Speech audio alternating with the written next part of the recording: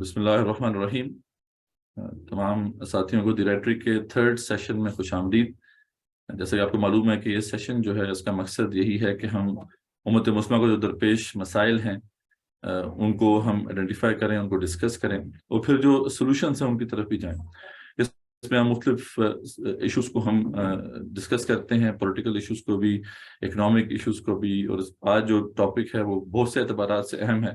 Political science کے حوالے سے بھی اس کی بڑی اہمیت ہے، اور لیگل ایسپیکٹ سے بھی، جوڈیشل ایسپیکٹ سے بھی اس کی بڑی اہمیت ہے. کہ کانسٹیٹیوشن کیا ہوتا ہے، ایک ماڈرن اسٹیٹ جو ہے جو فارم ہوتی ہے اس میں کانسٹیٹیوشن کی اہمیت کیا ہے، ایک سٹیزن کے لیے کیا امپورٹنٹ ہے کہ وہ کانسٹیٹیوشن کو اچھی طرح سے سمجھے. پھر یونانی معاہدہ کیا ہوتا ہے، سوشل کانٹریکٹ کیا ہوتا ہے، اس کا کیا تعلق ہے کانسٹیٹیوشن کے ساتھ. تو اس طرح کے کوشچنز جو ہیں ہم دیکھیں گے. پھر پرٹیکولرلی پاکستان کا جو کانسٹیٹیوشن ہے جو کہ ایک طرح سے یونیک ہے پوری دنیا میں، اس کی ہسٹری کیا ہے، وہ کیسے ڈیولپ ہوا.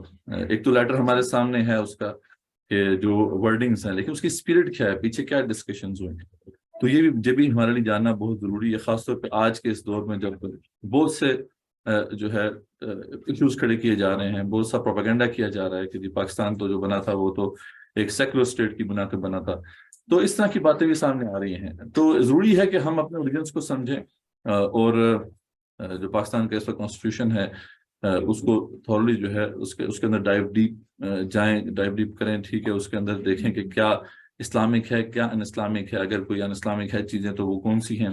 یہ سب چیزیں جو تھیں، کافی آپ لوگوں کی طرف سے فیڈ بیک آ رہا تھا کہ ہم نے اس پہ بات کرنی ہے اور اس پہ جو ہے متعلقہ ایکسپرٹ کو بلایا جائے. تو اب ہمارے ساتھ جو ہیں پروفیسر عطاء اللہ بھٹو صاحب ہیں. ان کا بڑا واسٹ ایکسپیرینس ہے اسی فیلڈ کے اندر. ابھی پروفیسر آف لا ہیں اسلامک انٹرنیشنل یونیورسٹی کے اندر، اور جو بھی اکیڈمک پروگرامز ہیں ان کو یہ ہیڈ کرتے ہیں. کچھ عرصے سے IRI جو ان کا ہے، جو ریسرچ سینٹر ہے اسلامک یونیورسٹی کا، اس کے تحت بھی کام کرتے رہے ہیں. اس کے علاوہ بھی ان کا ایک طویل بیک گراؤنڈ ہے، پریکٹس بھی کیا انہوں نے لا کچھ عرصے، لیکن کافی عرصے سے اب یہ پڑھا رہے ہیں لا. اور اس حوالے سے یقیناً ابھی جو ان کی جو اسپیشلٹی ہے وہ کانسٹیٹیوشن ہی ہے، اس لیے ہم نے ان کو مدعو کیا کہ یہ اس اہم موضوع کے اوپر بات کریں. تو میں آپ کا مزید وقت ضائع نہیں کرتا. اوور ٹو یو پروفیسر، کہ آپ 45 منٹس کا سیشن ہوگا جیسے ہمارا ہمیشہ ہوتا ہے. اس کے بعد 45 منٹس کے جو ہے Q&A سیشن ہوگا، ہمارا کوشچن آنسرز ہوں گے. تو آپ اپنے کوشچنز جو ہیں وہ لکھ کے بھی پوچھ سکتے ہیں، آپ ٹیکسٹ میں پوچھ لیں. ہم پریفر کرتے ہیں جو ٹیکسٹ میں میسج آتے ہیں، ہم پہلے کوشچنز آتے ہیں ہم پہلے ان کو لیتے ہیں، اور بعد میں پھر جو ہے یہ آپشن ہوتا ہے کہ آپ ریز ہینڈ کر سکتے ہیں، اور آپ کو پھر موقع دیا جاتا ہے کہ آپ جو ہے وربلی بھی اپنا کوشچن جو ہے وہ سامنے رکھیں. تو یہ اس کا فارمیٹ ہے ہمیشہ کی طرح. Let's begin this interesting session. انشاءاللہ it will be a great session, اور آپ کو بہت ساری چیزیں جو ہے سیکھنے کو ملیں گی. تو اوور ٹو یو پروفیسر، اپنا تھوڑا سا تعارف بتا دیں مختصراً، اور اس کے بعد پھر اپنا جو ہے آپ سیشن کا آغاز کر سکتے ہیں. بسم اللہ الرحمن الرحیم.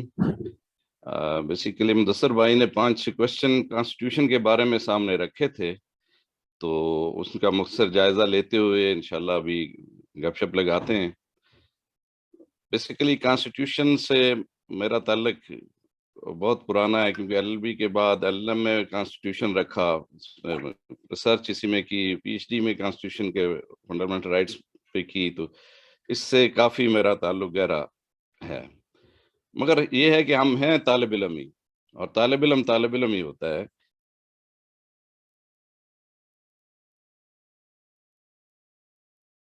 اس کے بارے میں ایک بات کرتے ہیں کہ سب سے پہلے کہ کانسٹیٹیوشن ہوتا کیا ہے، کانسٹیٹیوشن لا کسے کہتے ہیں. یعنی ہم being a student of law دیکھتے ہیں قانون جو ہے یہ کیا ہے، اور قانون کی کئی اقسام ہیں، ان میں سے ایک قسم ہم کانسٹیٹیوشنل لا کہتے ہیں. پہلی بنیاد اگر دیکھیں قانون کی تعریف کیا ہے، قانون کو اگر ہم ایک جنرل ڈیفینیشن لیں کہ قانون ایسی چیز کو کہتے ہیں کہ کوئی بھی چیز اگر اپنے آپ کو ریپیٹ کرتی ہے ایک ہی پیٹرن میں فطرت میں، تو ہم کہتے ہیں یہ قانون ہے. یعنی سورج مشرق سے نکلتا ہے، مغرب میں غروب ہوتا ہے، تو یہ قانون ہے. چیزیں اوپر سے نیچے آتی ہیں تو یہ گریویٹیشن، لا آف گریویٹیشن ہے. ہم نے جو اسکولوں میں پڑھا کہ جی یہ کہ نیوٹن کے قوانین ہے کہ دیوار کے ساتھ بال مارے تو وہ اسی पावर से वापस आएगी उल्टी डायरेक्शन में। तो कवानीन की बेसिक डेफिनेशन है कि वो चीज जो उस एक तरह का एक्शन, यानी इसको रूल ऑफ एक्शन हम कहते हैं कि एक्शन होता कैसे है।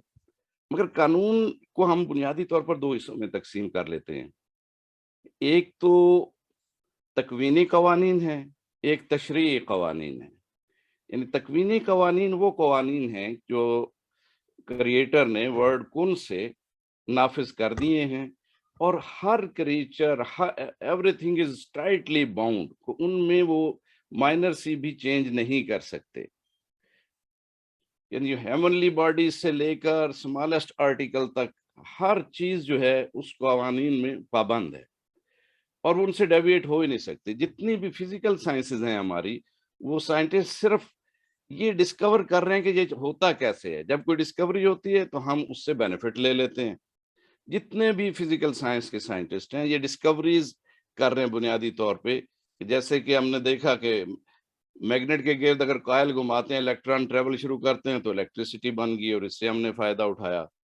इसी तरह रेज निकलती हैं जिनसे अल्फा गैमा पार्टिकल, उनसे फायदा उठा रहे हैं हम।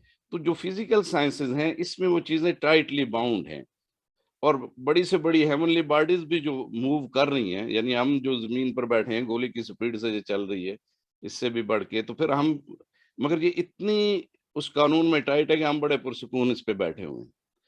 तो इनको, और हम अपने अंदर भी देखें कि हम अपनी धड़कन नहीं बंद कर सकते, अपनी नब्ज नहीं बंद कर सकते। तो जो जिस्म के ऑर्गन्स काम कर रहे हैं हम उनको नहीं रोक सकते। तो ये चीज जो दुनिया की 90% 99% चीजें तो तकवीनी कवानीन में हैं, और जो क्रीचर्स हैं दे आर आल्सो बाउंड, उनको जो अल्लाह ने वही कर दी उसके मुताबिक चल रही हैं। सिर्फ एक क्रीचर जो है जिसको अशरफुल मखलूकात हम कहते हैं, जिसे खलीफतुल्लाह फिल अर्ज़ भी कहते हैं, इसके पास पावर ऑफ चॉइस है।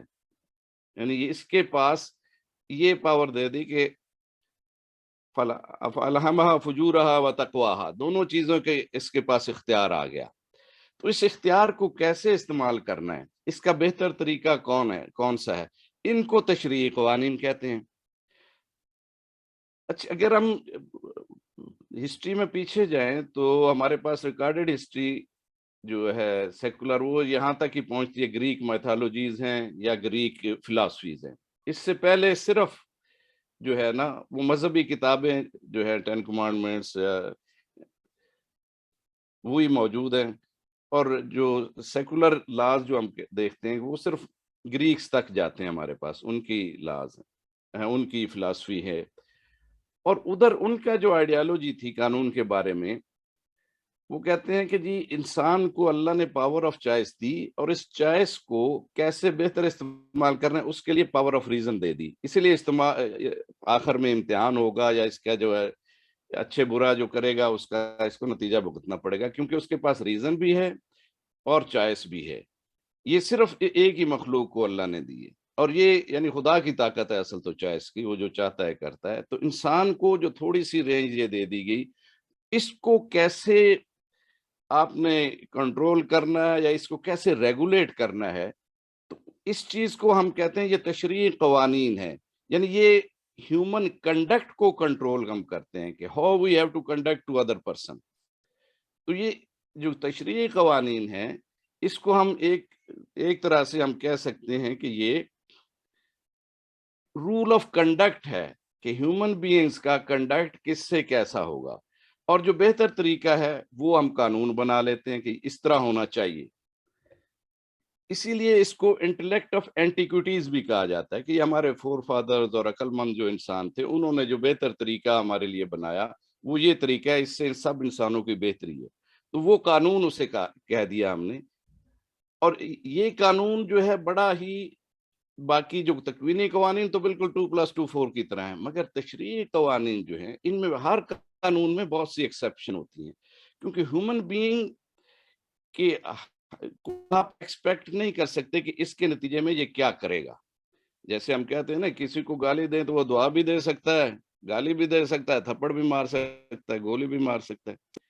तो इसमें एक जो है ना मीन निकाला जाता है, हालात के मुताबिक कवानीन ऐसे बनाए जाते हैं جس سے انسان کے کنڈکٹوں کو کنٹرول کیا جائے. بہتر کنڈکٹ کیا ہے کہ تاجر اگر تاجر سے ایک معاہدہ کرتا ہے اسے پورا کرنا چاہیے. تو اس کو ہم نے قانون بنا دیا, لا آف کانٹریکٹ بنا دیا. اسی طرح انسانی کنڈکٹ کو جو ریگولیٹ کرنے کے لیے جو ہم رولز بناتے ہیں اس کو قانون کہہ دیتے ہیں, اور قانون وہ رول آف کنڈکٹ ہم کہہ سکتے ہیں. ابھی انسانی معاشرہ جہاں بھی رہتا ہے کہ انسان اکیلا تو نہیں رہ سکتا, تو انسان ایک معاشرے کی صورت میں رہتا ہے, ایک گیدرنگ میں رہتا ہے. تو اس کا انتظام و انصرام کیسے کیا جائے, اس چیز کے بارے میں روایات ڈیولپ ہوتی ہیں کہ ہمارا یہ اصول ہے, ہماری یہ روایات ہیں کہ اگر ایک سردار کی ڈیتھ ہو گئی تو ہم دوسرا سردار کیسے چنیں گے. یعنی یہ شروع سے ہم دیکھیں جہاں تک نون ہسٹری ہے یہ طریقے رائج رہے ہیں. کوئی پاور کا طریقہ ہے کہ جو طاقتور ہوگا وہ بن جائے گا, کوئی ریزن کا, کوئی جس کی طرف زیادہ لوگ مائل ہوں گے, جو زیادہ طاقتور قبیلہ ہوگا. یعنی اس کے اصول ڈفرینٹ طے ہوتے ہوئے آئے. مگر یہ جب یعنی اسلام نے تو اپنے اصول دیے ہیں, اس کو ہم ریلیٹ کریں گے تھوڑا پہلے جو جنرل ڈسکشن ہم کر لیتے ہیں کہ ہم کہتے ہیں کہ جنرل ڈسکشن میں کہ یہ جو ہے فرسٹ ریٹن کانسٹیٹیوشن جو آیا ہے وہ امریکن کانسٹیٹیوشن ہے. یعنی کانسٹیٹیوشن لا کی اگر ہم ڈیفینیشن میں جائیں تو یہ قانون کی وہ قسم ہے جو کہ ساورن اتھارٹی کے بارے میں ہے. یعنی ہم دیکھیں پہلے دیکھیں کہ جیسے کنگ جو ہوتا تھا, جو سردار بادشاہ یا راجا ہوتا تھا, اس کے الفاظ قانون تھے, جو وہ کہتا وہ قانون ہے. تو وہ ہم کہتے ہیں کہ وہ ساورن پاور جو ہے اس کے پاس ہے, ساورن اتھارٹی ہے, اقتدار اعلیٰ ہے. یہ میں سیکولر لا کی بات کر رہا ہوں, پھر ہم اسلام کی طرف آتے ہیں اس کے بعد. تو سیکولر لا میں اگر ہم دیکھیں تو اقتدار اعلیٰ جو ہے اس کو انسانوں نے, جو سوشل سائنٹسٹ نے سوچا کہ اس کو کیسے انسان کو قانون کے ماتحت کیا جائے. جو ساورن ہے وہ تو کہتا ہے میں خود قانون ہوں, تو اس کو بھی کیسے قانون کے ماتحت لایا جائے. تو یہ بیسیکلی جان لاک نے پہلے کچھ باتیں اس کے بارے میں کی, اس کو زیادہ بہتر طریقے سے پھر روسو نے, جو فرینچ اپنا تھے جورسٹ تھے, فلسفی تھے, انہوں نے ایک چیز بیان کی کہ بادشاہ جو بن جائے اس کا یہ حق نہیں ہے کہ وہ حکم دے اور ہم سب نے حکم ماننا ہے, کہ بس میں بادشاہ ہوں اور ابھی تمہارا فرض ہے میرا حکم مانے. اور وہ کہتے ہیں یہ ریسیپروکل ہونا چاہیے, بادشاہ کے بھی کچھ فرائض ہوں گے تو اور عوام کے بھی کچھ فرائض ہوں گے. عوام اس وقت تک اس حکم ماننے کی پابند ہوگی جب تک بادشاہ اپنے فرائض پورے کرے گا. یعنی فرسٹ ٹائم ان سیکولر ہسٹری میں ہم دیکھیں تو یہ جو ہے اس کو ہم تھیوری آف سوشل کانٹریکٹ کہتے ہیں کہ ایک معاشرے نے کیسے چلنا ہے, اس میں نظام کیسے چلے گا, اس کو ریگولیٹ کرنے کے لیے ایک معاہدہ ہے کہ حکمران کے یہ فرائض ہیں, محکوم کے یہ فرائض ہیں. اگر حکمران ان فرائض کے مطابق چلتا ہے, فرائض ادا کرتا ہے اور ان اصولوں کے مطابق حکومت کرتا ہے, تو باقیوں کے فرض ہے کہ وہ اس کو فالو کریں, اس کا حکم مانیں. یعنی first time in the history sovereign پہ کوئی فرائض لگائے گئے ان سیکولر ہسٹری میں. کیا اور اس پہ دیکھیں کہ سوشل سائنٹسٹ بھی جو ایک اصول دیتا ہے, اس اصول نے انقلاب ایک لے کے آیا, انقلاب فرانس کے نام سے جسے ہم جانتے ہیں. اچھا, اس انقلاب سے متاثر بہت ہوئے اس وقت جو ہے امریکہ میں بھی امریکنز جو تھے وہ برطانیہ سے آزادی حاصل کرنے کے لیے جنگ لڑ رہے تھے جس وقت یہ انقلاب فرانس آتا ہے. انقلاب فرانس میں اس پہ سوشل کانٹریکٹ کو اور ریفائن کیا. یہ ایک دوسرے جورسٹ تھے, فلاسفر تھے, مونٹیسکو. انہوں نے کہا کہ جناب اگر ساورن اتھارٹی ایک بندے کو دے دی جائے تو وہ ایک انسان جو ہے اس میں کیپیبلٹی نہیں ہے کہ ساورن اتھارٹی کو صحیح طریقے سے استعمال کر سکے. وہ ہمیشہ رائٹس آف دی پیپل لے گا, یعنی اس کے پاس اختیار ہے حکم بھی دے اور جو حکم نہ مانے اسے سزا بھی دے, قانون بھی بنائے, امپلیمنٹ بھی کرے اور سزا بھی دے. تو وہ انسانی جذبات آ جاتے ہیں کہ میں نے حکم دیا ہے, میں جو حکم نہیں مانے گا تو میں تو اس کے پورے خاندان کو قتل کر دوں گا. یعنی یہ ماضی میں ہوتا رہا. تو اس نے کہا کہ یہ ساورن اتھارٹی کو under the control of law لایا جائے اور اس کے تقسیم کر دیا جائے کہ ایک بندے میں ساورن اتھارٹی نہ رہے, گروپ بنا دیا جائے کہ ایک مجلس ہے وہ قانون بنائے, دوسری باڈی ہے جو ایگزیکٹو جسے ہم کہتے ہیں کہ وہ قانون امپلیمنٹ کرے. اگر کوئی قانون پہ عمل نہیں کر رہا تو وہ سزا نہیں دے سکتے, ایگزیکٹو اٹھا کے اسے عدلیہ کے پاس لے آئے. تو اس کو کہتے ہیں ہم theory of separation of power, یعنی پاور کو ہم نے اکٹھا نہیں رہنے دیا, تقسیم کر دیا. یعنی وہ قانون جو ساورن اتھارٹی کے بارے میں ہے, ساورن اتھارٹی کو تقسیم کرتا ہے, ساورن اتھارٹی کس کو دی جائے, کس طریقے سے دی جائے, اور وہ ساورن اتھارٹی کو کیسے استعمال کرے. اگر وہ غلط استعمال کرے تو کیسے اس کو اس یعنی سیٹ سے ہٹایا جائے. یہ چیزیں, ان چیزوں سے جو قانون ڈیل کرے گا اس کا نام کانسٹیٹیوشنل لا ہم نے رکھا ہے. یعنی کانسٹیٹیوشنل لا وہ لا ہے جو ڈیل کرتا ہے ساورن اتھارٹی سے. ساورن اتھارٹی کیسے اچیو کرتے ہیں لوگ, کیسے اس کو استعمال کرتے ہیں, کیسے وہ اگر غلط استعمال کر رہے ہوں تو کیسے ان کی امپیچمنٹ کر دی جاتی ہے, ان کو اس عہدے سے ہٹا دیا جائے. یہ قانون بیسیکلی کانسٹیٹیوشنل لا ہے. یعنی یہ اس پہ متفق علیہ ایک لحاظ سے یہ اس کی تعریف ہے. اور کانسٹیٹیوشن لا ایسا لا ہے کہ اس نے ساورن کو انڈر دی لا کر دیا ہے. جس جگہ پہ ریٹن کانسٹیٹیوشن نافذ ہو تو اس جگہ کوئی باڈی اپنے آپ کو ساورن نہیں کہہ سکتی, اس جگہ کانسٹیٹیوشن ساورن ہوتا ہے, کیونکہ وہ باڈیز کریٹڈ بائی کانسٹیٹیوشن ہیں اور وہ they are bound to work in accordance with the constitution. اگر اس طرح نہیں کرتے تو کانسٹیٹیوشن پرووائڈ کرتا ہے کہ ان کو کیسے ہٹا دیا جائے. اچھا, اس میں ہم دیکھتے ہیں کہ سب سے پہلا کانسٹیٹیوشن جو امریکہ کا بنتا ہے وہ بڑا مختصر کانسٹیٹیوشن تھا. یہ اصول, اس میں سارے اصول ڈال دیے گئے. فرینچ پرنسپل جو ہے نا سارے کے سارے فرسٹ جو ریٹن کانسٹیٹیوشن ہے اس میں ڈال دیے گئے, اور وہ بہت سادہ اور مختصر آئین ہے. یعنی اس کے 7 آرٹیکل ہیں. ہمارے تو 280 وہ بن جاتے ہیں, تو ہمارا بہت ایگزاسٹو کانسٹیٹیوشن ہے, مگر وہ بہت سمپل ہے.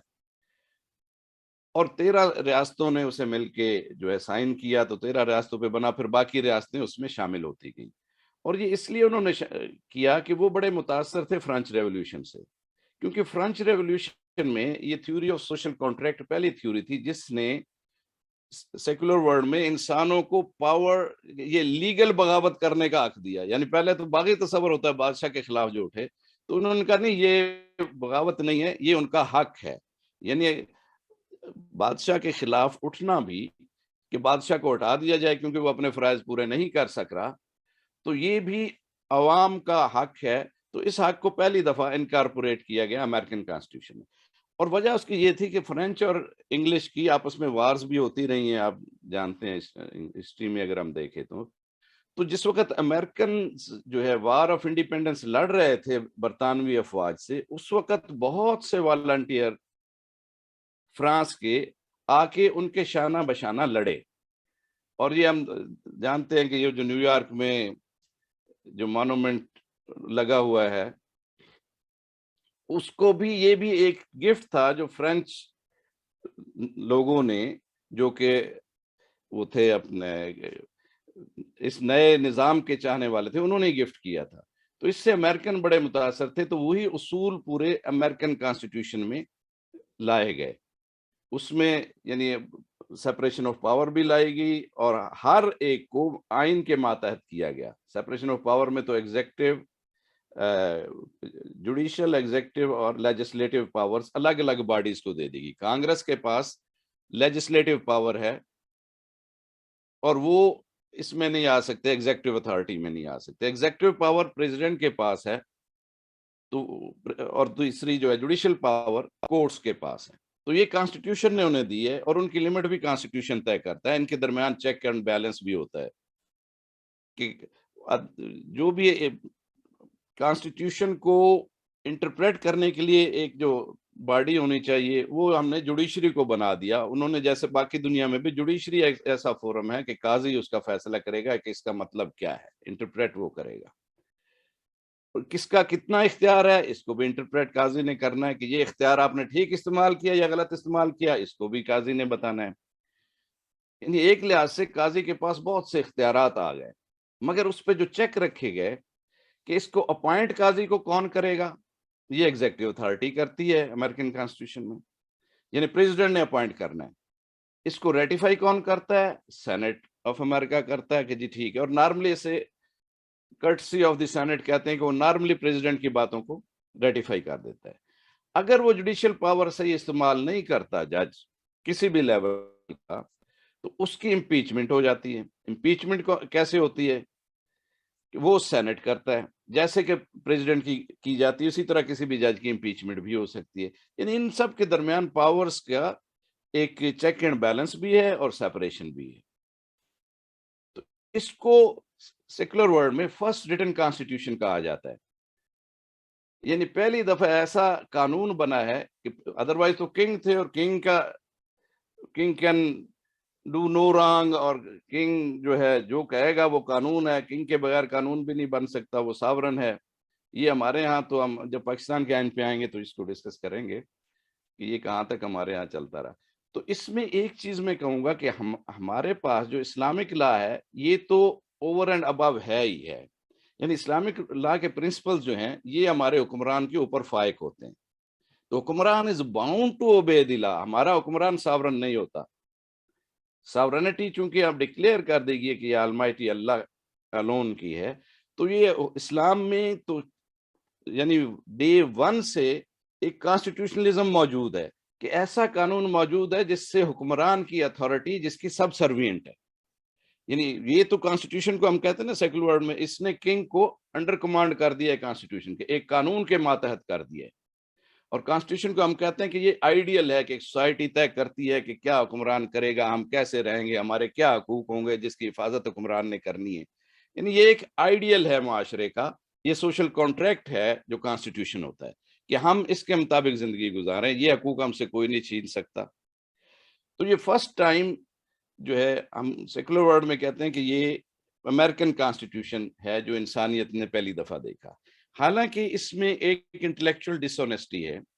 یعنی جو 1000 سالہ مسلمانوں نے حکمرانی کی ہے، ان کی خدمات کو علمی دنیا میں عموماً جو ہے چھپا دیا گیا. کیونکہ جب یہ ڈارمنٹ ہوئے ان علاقوں، ہم کہتے ہیں نا جیسے کہ پہلے جی آ گیا گریک ایرا تھا، رومن ایرا تھا، پھر ڈارک ایجز آ گئی. بنیادی طور پر وہ ڈارک ایجز نہیں، دنیا پہ جو مسلمانوں کی حکمرانی رہی ہے وہ گولڈن پیریڈ تھا. اور وہ مسلمانوں نے بھی انسانیت کی خدمت کی، ایسے اصول بنائے جس میں انسانیت کو عزت ملی. یعنی مسلمانوں کو تو اصول ہے وَلَقَدْ كَرَّمْنَا بنی آدم، بنی آدم کی عزت جو ہے فرض ہے، کوئی اس کو بے عزت نہیں کر سکتا. تو کوئی قانون ایسا نہیں بنایا جا سکتا جس میں ان کو ڈیگریڈ کیا جائے، کیونکہ اللہ نے عزت دے دی ہے. تو اس کو میں کہتا ہوں یہ انٹلیکچوئل ڈس آنیسٹی کے ذریعے وہ جو سروسز تھی مسلمانوں کی، مسلمانوں کو جو سرمایہ تھا، اس کو جو ہے علمی دنیا نے الگ کر دیا. اور پھر ہم کہتے ہیں انلائٹنمنٹ ایرا شروع ہو جاتا ہے، اور اس کے بعد جو ہے انڈسٹریل ایرا آ گیا، پھر ماڈرن ایرا آ گیا، ابھی پوسٹ ماڈرن ایرا چل رہا ہے. تو یہ کانسٹیٹیوشنلزم کے بارے میں جو ہوں سمجھتا ہوں کہ یہ اسلام میں تو ڈے ون سے موجود ہے کہ ہمارے پاس انسان جو بھی مسلمانوں کا حکمران ہوتا ہے اس کے پاس ساورن اتھارٹی نہیں ہوتی. Sovereign authority is always under the law, جو اللہ پاک نے اور اس کے نبی صلی اللہ علیہ وسلم نے جو بیان کر دیے ہیں مسلمانوں کے بارے میں، تو ان کے ماتحت ہوتا ہے. اور مسلمانوں کے لیے تو حکم ہے کہ لا طاعۃ المخلوق فی المعصیۃ الخالق. تو اس لیے اس حکمران کے جو ہے حکم بھی ماننا فرض نہیں ہوتا. تو یہ اصول اسلام میں تو آلریڈی طے ہیں کہ ہمارے ہاں حکمران ساورن نہیں ہے.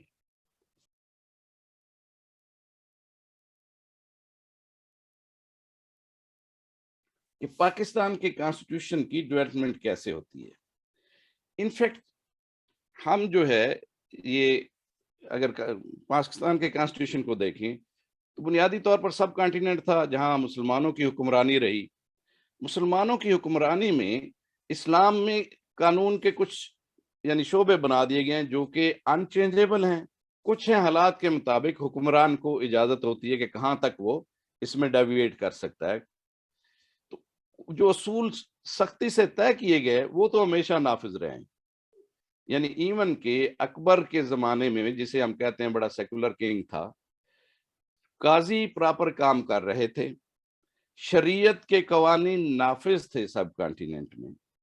اور اس میں جو مشہور کیس ہے جو ایک نے اس کے زمانے میں ایک نے نبی کریم صلی اللہ علیہ وسلم کی شان میں گستاخی کی تھی، تو اس کو لاہور میں قاضی نے سزائے موت دی، اس کی اپیل کی، اور بڑے راجوں نے، مہاراجوں نے، اکبر کی رانیوں نے بھی بڑا شور مچایا، پورے سب کانٹیننٹ میں وہ کیس بڑا اچھالا گیا کہ جناب اس کو جو ہے پھانسی نہ دی جائے، سزا معاف کر دی جائے۔ اس کو لا کے دہلی میں قید کر دیا گیا، لاہور سے منگوا لیا گیا۔ تو اکبر نے بھی یہ ہمت نہیں کی کہ وہ خود فیصلہ کرے، اس نے کہا جی جو چیف جسٹس ہے، ہمارا قاضی القضات ہے ادھر، وہ جو فیصلہ کرے گا وہی امپلیمنٹ ہوگا، اور اس نے سزائے موت برقرار رکھی اور امپلیمنٹ ہوا وہ فیصلہ۔ تو اس میں ہمارے پاس، مگر یہ جو نالج جو ہے ہمارے پاس، یہ اتنا زیادہ اویلیبل نہیں ہے۔ یعنی کچھ فرامین اورنگزیب کے موجود ہیں کہ اس نے فتاوی عالمگیری بنایا جو قوانین نافذ کیے گئے تھے، مگر جس وقت برٹشرز آتے ہیں ہمارے ہاں، اور اسپیشلی انہوں نے بطور تاجر آیا، یہ تو ہم سب جانتے ہیں، پہلی دفعہ جو پلاسی میں جو فٹ سٹیپ ان کے فرسٹ ٹائم شروع ہوتے ہیں جب انہوں نے غداری سے سراج الدولہ کو مروایا اور میر جعفر کو نواب بنایا، اس کے بعد انگریزوں کی طاقت شروع ہوتی ہے۔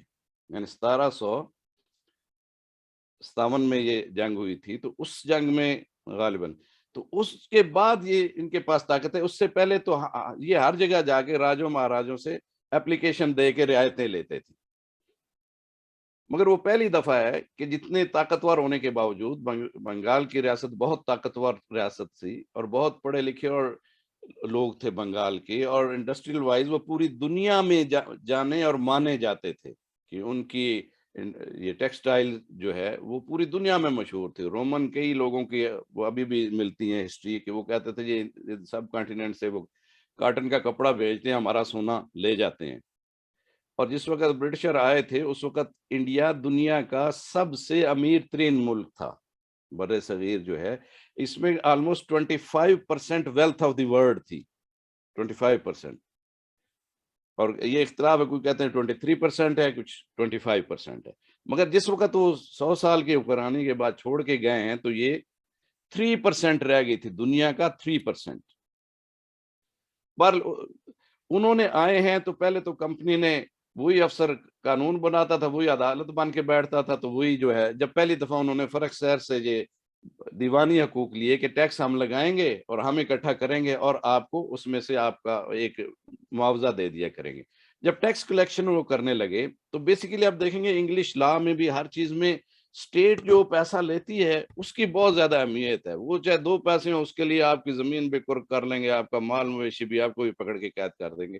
تو بنیادی طور پر تو وہ تاجر اور ایکسپلائٹر کے طور پہ آئے اور وہی انہوں نے قوانین بنائے، اور وہی افسر جو تھا، دیکھیں ہمارا بھی بہت تک 96 کے تک بھی یہی رہا کہ جو ڈپٹی کمشنر ہے وہ ڈسٹرکٹ کا بھی ہیڈ ہے، حکمران ضلع بھی ہے، اور وہ ڈپٹی کلیکٹر بھی ہے۔ Basically, collection of the revenue was the aim and object of the company. تو انہوں نے قوانین بھی اس طرح کے بنائے۔ اس کے بعد یعنی یہ میں نے ایک خود وہ پڑھی ہے کہ ہاؤس آف لارڈز میں جو تقریر کی لارڈ میکالے نے کہ جی ہم کوئی نظام بنائیں، اتنا بڑا خطہ پر ہم حکمران ہیں اور ہم جو ہیں سویلائزڈ لوگ ہیں، تو کوئی طریقہ ہونا چاہیے حکمرانی کا پراپر۔ اور لارڈ میکالے جو ہے یہ ڈسیپل ہے جرمی بینتھم کا۔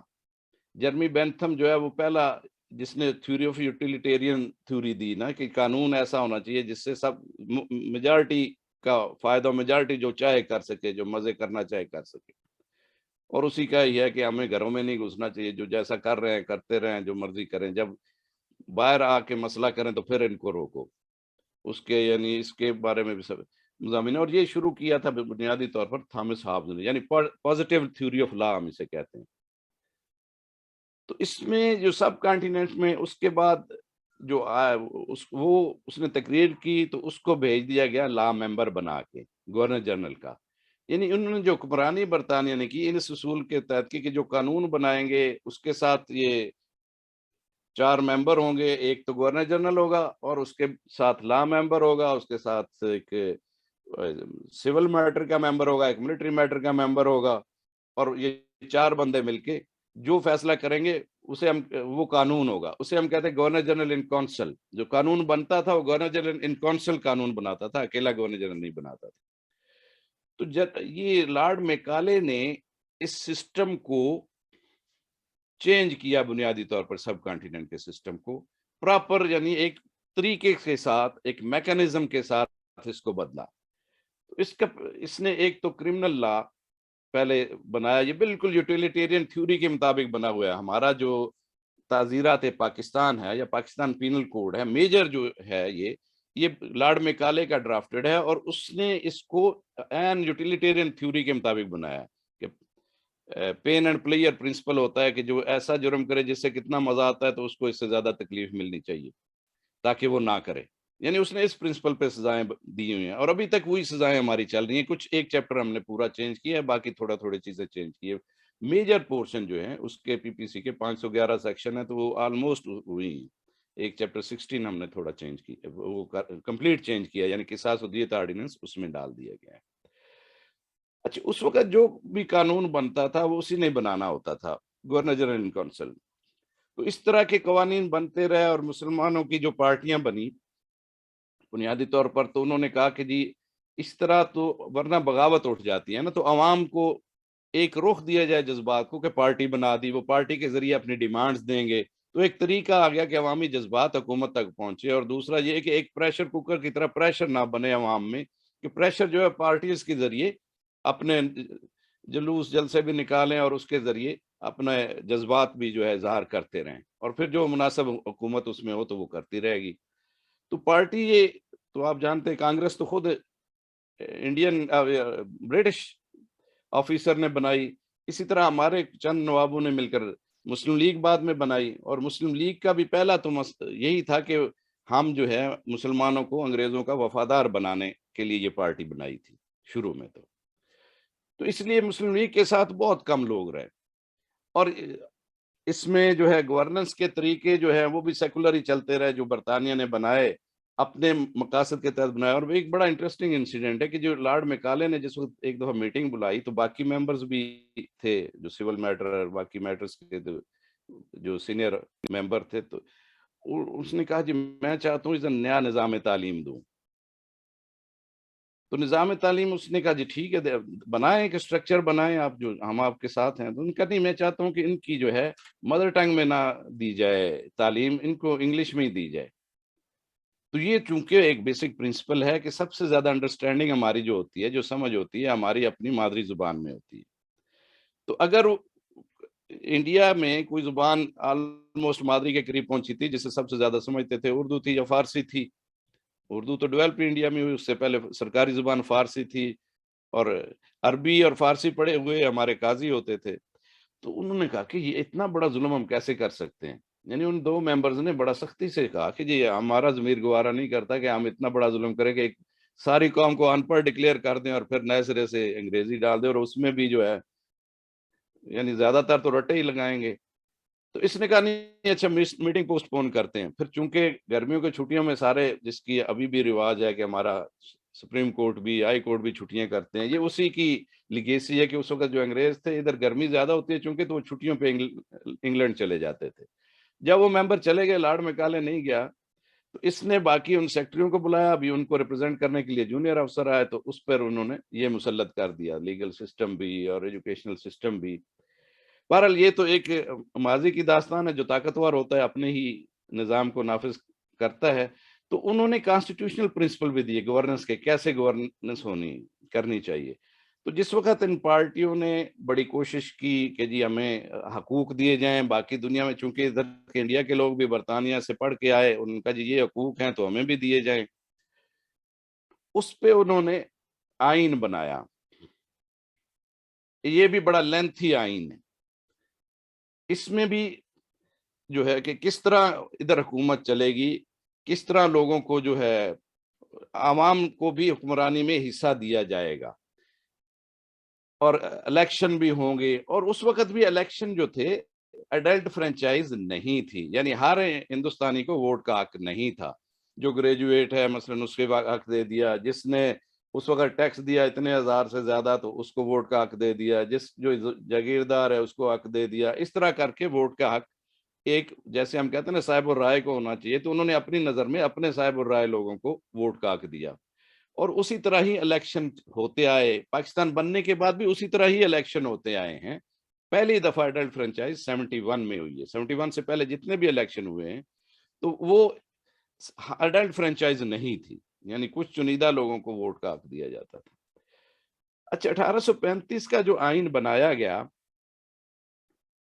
اس میں کچھ تو پاورز دی گئیں کہ جو کہ ریزرو تھی، جو گورنر جنرل اور صوبوں میں گورنر کے پاس ہوتی تھی، کچھ پاورز جو الیکٹ ہو کے لوگ آتے تھے ان کو دی گئی، اور یہ آئین صوبائی لیول پہ تو الیکشن ہوئے مگر وفاقی لیول پہ اس پہ کوئی الیکشن نہیں ہوئے، اور اس آئین کی مانگ کے لیے بھی ہمارے جو ہے مسلم لیگ اور جو ہے کانگریس یہ اس میں جو ہے بڑی ایفرٹ کرتے رہے، جلوس نکالتے رہے، مگر کانگریس عوامی پارٹی رہی، اور 1936 تک مسلم لیگ جو ہے یہ ایلیٹ کی پارٹی رہی ایک لحاظ سے۔ تو 1936 میں پہلی دفعہ جب الیکشن ہوئے تو کانگریس نے ہی سارے الیکشن جیتا، مسلم لیگ بالکل ہی الیکشن ہار گئی ہے۔ اس کے بعد مسلم لیگ کے مینیفیسٹو میں بھی چینج کی گئی، ان کا کیسے مسلم لیگ کو جو ہے پاپولر بنایا جائے اس پہ سوچا گیا، اور اس کے بعد یہ نعرہ دیا گیا کہ جو مسلم ہے تو مسلم لیگ میں آ، پاکستان کا مطلب کیا، لا الہ الا اللہ۔ اس پر پھر علماء کرام بھی کچھ شامل ہوئے، کچھ علماء کرام چونکہ پرانی مسلم لیگ کو سمجھتے تھے کہ یہ تو انگریزوں کا وفادار بنانے والی ہے اور ہم باغی ہیں اس کے، کیونکہ ایفرٹس ہوئی ہیں، پہلے بھی انگریزوں کے خلاف لڑتے رہے ہیں، مار کھاتے رہے ہیں، اور اب وہ تو مشہور ہے ریشمی رومال تحریک بھی، اس میں خلافت بھی، تحریک خلافت میں، تحریک ہجرت میں مسلمان چونکہ بہت مار کھاتے رہے، تو اس لیے وہ مسلم لیگ میں اس لیے نہیں آ رہے تھے کہ وہ تو صرف وفاداری کی طرف جا رہی ہے۔ 36 کے بعد اس میں چینج لائی گئی اور اس مینیفیسٹو کو شامل کیا گیا۔ اس کے بعد پھر الیکشن جو ہوتے ہیں 46 کے، اس میں مسلم لیگ اوور ویلمنگلی جیتتی ہے، اور اس مسلم لیگ نے چونکہ اسی مینیفیسٹو پہ جیتی تو انہوں نے آ کے پھر الگ ملک لیا۔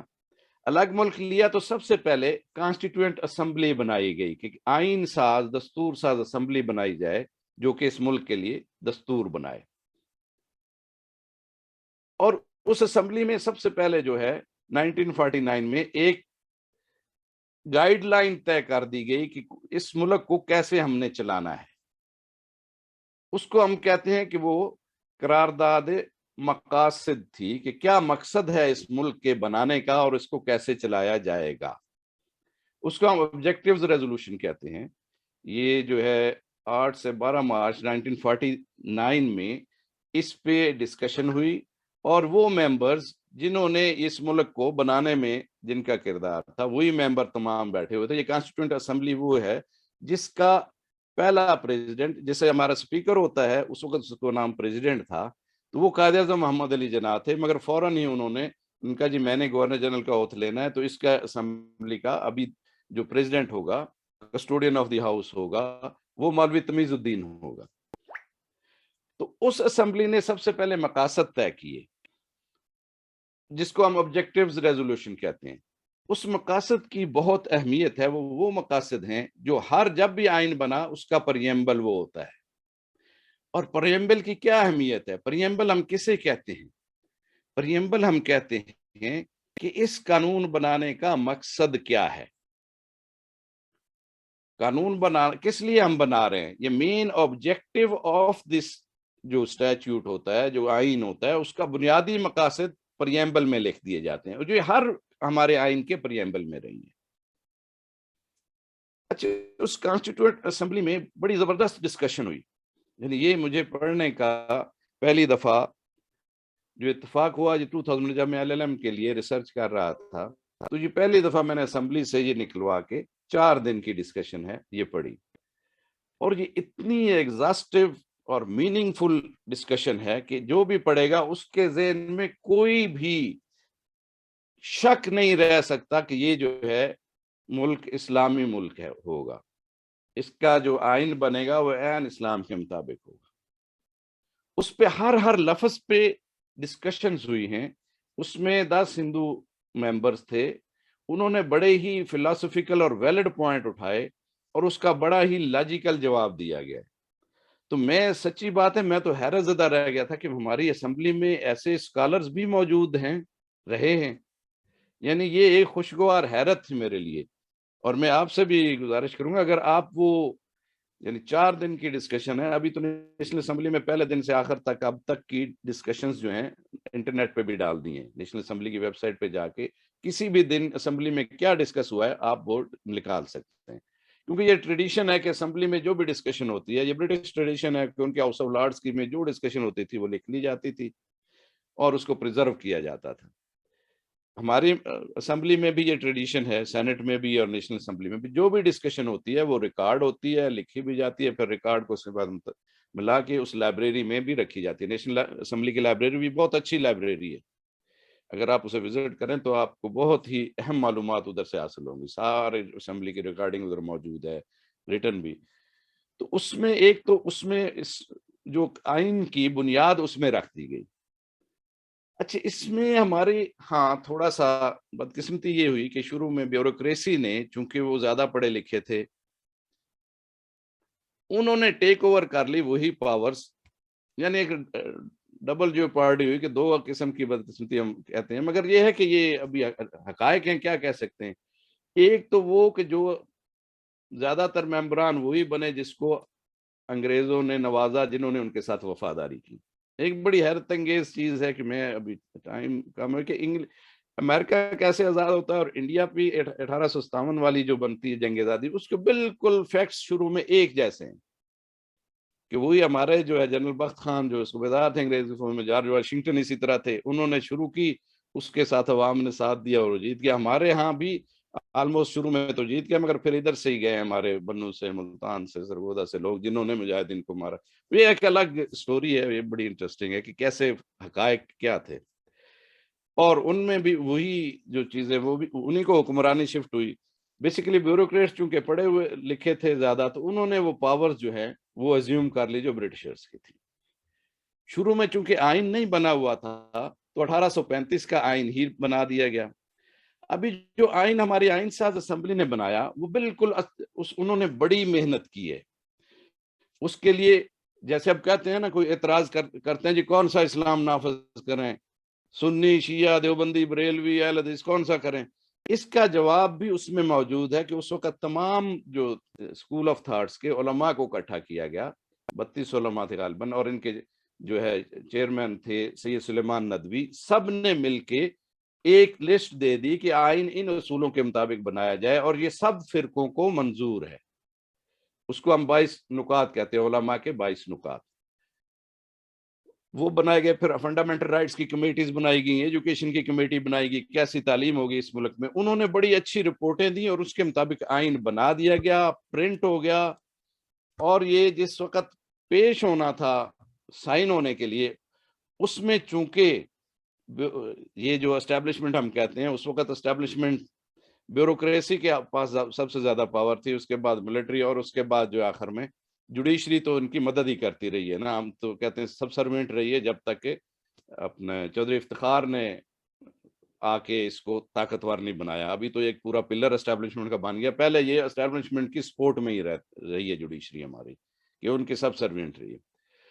تو اس میں جب گورنر جنرل لیاقت علی خان کے مرڈر کے بعد, جب گورنر جنرل پہلے جو تھے ان کو بنا دیا گیا وزیر اعظم, اور گورنر جنرل ایک بیوروکریٹ کو پہلی دفعہ بنایا جاتا ہے جو غلام محمد تھے, یہ سیکرٹری تھے فائنانس کے. تو اس کو گورنر جنرل بنا دیا گیا, تو اس نے پروٹیکشن پراپر کی اپنی بیوروکریسی کی بھی. اور جس وقت آئین کو نافذ کرنے لگے, آئین کو انہوں نے دیکھا تو اس میں تو اختیارات سارے جو ہے بیوروکریسی کے پاس نہیں تھے, بلکہ انہوں نے تو صرف امپلیمنٹنگ پاور تھی, باقی اصول جو بنانے سارے اختیارات پارلیمنٹ کے پاس تھے. تو اس کو اپنی طاقت کے جانے کا غم ہوا, تو باقی لوگوں کے ساتھ مل کر اسمبلی توڑ دی گئی. اسمبلی جب توڑ دی گئی, اس کو لاک لگا دیا گیا, ممبرز کو اریسٹ کر لیا گیا. تو یہ پہلے جو اس کے کسٹوڈین آف دی ہاؤس تھے, پریزیڈنٹ تھے مولوی تمیز الدین, یہ اس وقت گئے عدالت میں، اور عدالت میں بھی کیسے گیا، وہ کہتے ہیں رکشے میں چھپ کے ٹوپی والا برقع پہن ادھر پہنچے. انہوں نے یہ کیا، جب کیس کیا عدالت میں، اس وقت صوبائی عدالت کو چیف کورٹ کہتے تھے، اور سپریم کورٹ جو بڑی عدالت تھی اس کو فیڈرل کورٹ کہا جاتا تھا. اس میں انہوں نے جو یہ مقدمہ پیش کیا تو انہوں نے کہا کہ جی واقعی یہ تو غلط ہے، یہ اس کے پاس اختیار نہیں ہے گورنر جنرل کے پاس کہ اسمبلی کو توڑے، کیونکہ جو 1835 کا آئین چل رہا تھا اس نے اس کانسٹیٹیوشن اسمبلی میں اس میں چینجز بھی کر دی تھی اور یہ اختیار گورنر جنرل سے ختم کر دیا تھا.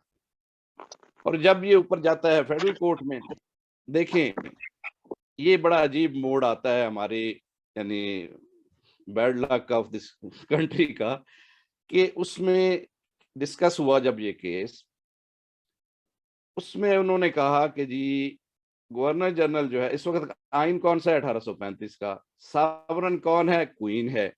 کیونکہ ہمارا اپنا آئین نہیں تھا تو اس وقت تک سب کا جو انڈیا نے تو آئین بنا لیا تھا 51 میں، تو ہم نے چونکہ نہیں بنایا تھا تو ہمارا ساورن ابھی تک ملکہ برطانیہ تھی. ہماری سب سے اعلیٰ عدالت جو ہمارے سپریم کورٹ سے جاتی تھی کیس، وہ پریوی کونسل میں جاتا تھا، یعنی انگلینڈ میں ہی تھی پریوی کونسل. تو ہمارے جو گورنر جنرل کی اپائنٹمنٹ ججز of the high court supreme court جو ہے یعنی چیف کورٹ اور فیڈرل کورٹ، اور بڑی جو پوسٹیں تھی گورنرز، اس کی اپائنٹمنٹ بھی کوئین کیا کرتی تھی. اور یہ جب تک کانسٹیٹیوشن ہم نے نہیں بنایا، یعنی پہلی دفعہ 1956 میں امپلیمنٹ ہوا ہے نا کانسٹیٹیوشن، اس وقت تک ہم کانسٹیٹیوشنلی آزاد نہیں تھے، یعنی ہم ڈومینین تھے برطانیہ کی.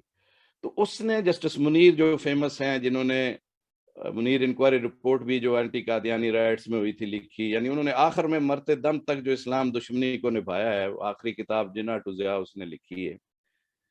تو وہ ہی واز چیف جسٹس.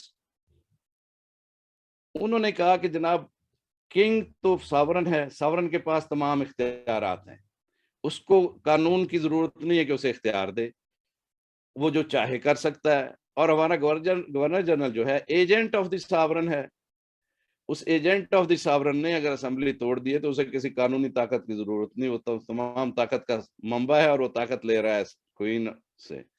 یعنی یہ جو ڈیسیژن ہم کہتے ہیں کہ جو سیاہ دبا ہماری جوڈیشری پہ ایک لحاظ سے یہ ڈیسیژن ہوا. بہرحال اس کے بعد پھر اسمبلی بنائی گئی، کانسٹیٹیوئنٹ اسمبلی 2 سال میں انہوں نے پھر آئین دیا 1956. اس آئین میں بھی 56 میں بھی بیسک پرنسپل 54 والے ہی ڈالے گئے. ہاں کچھ ڈیویشن ظاہر ہے کہ وہ پاورز انہوں نے نہیں دی. اور اس سائن پہ بھی جب سائن، اس وقت ہمارا گورنر جنرل تھے سکندر مرزا. سکندر مرزا آپ جانتے ہیں کہ وہ لکڑ پوتے ہیں میر جعفر کے. He was the governor general. اس نے کہا سائن میں اس وقت کروں گا، پہلے نوٹیفیکیشن نکالیں کہ اس ملک کا پہلا صدر میں ہوں گا. تو پہلا صدر جو تھا وہ سکندر مرزا کا نوٹیفیکیشن نکالا گیا، تب اس نے 56 کے آئین پہ سائن کیے. تو he was our first president.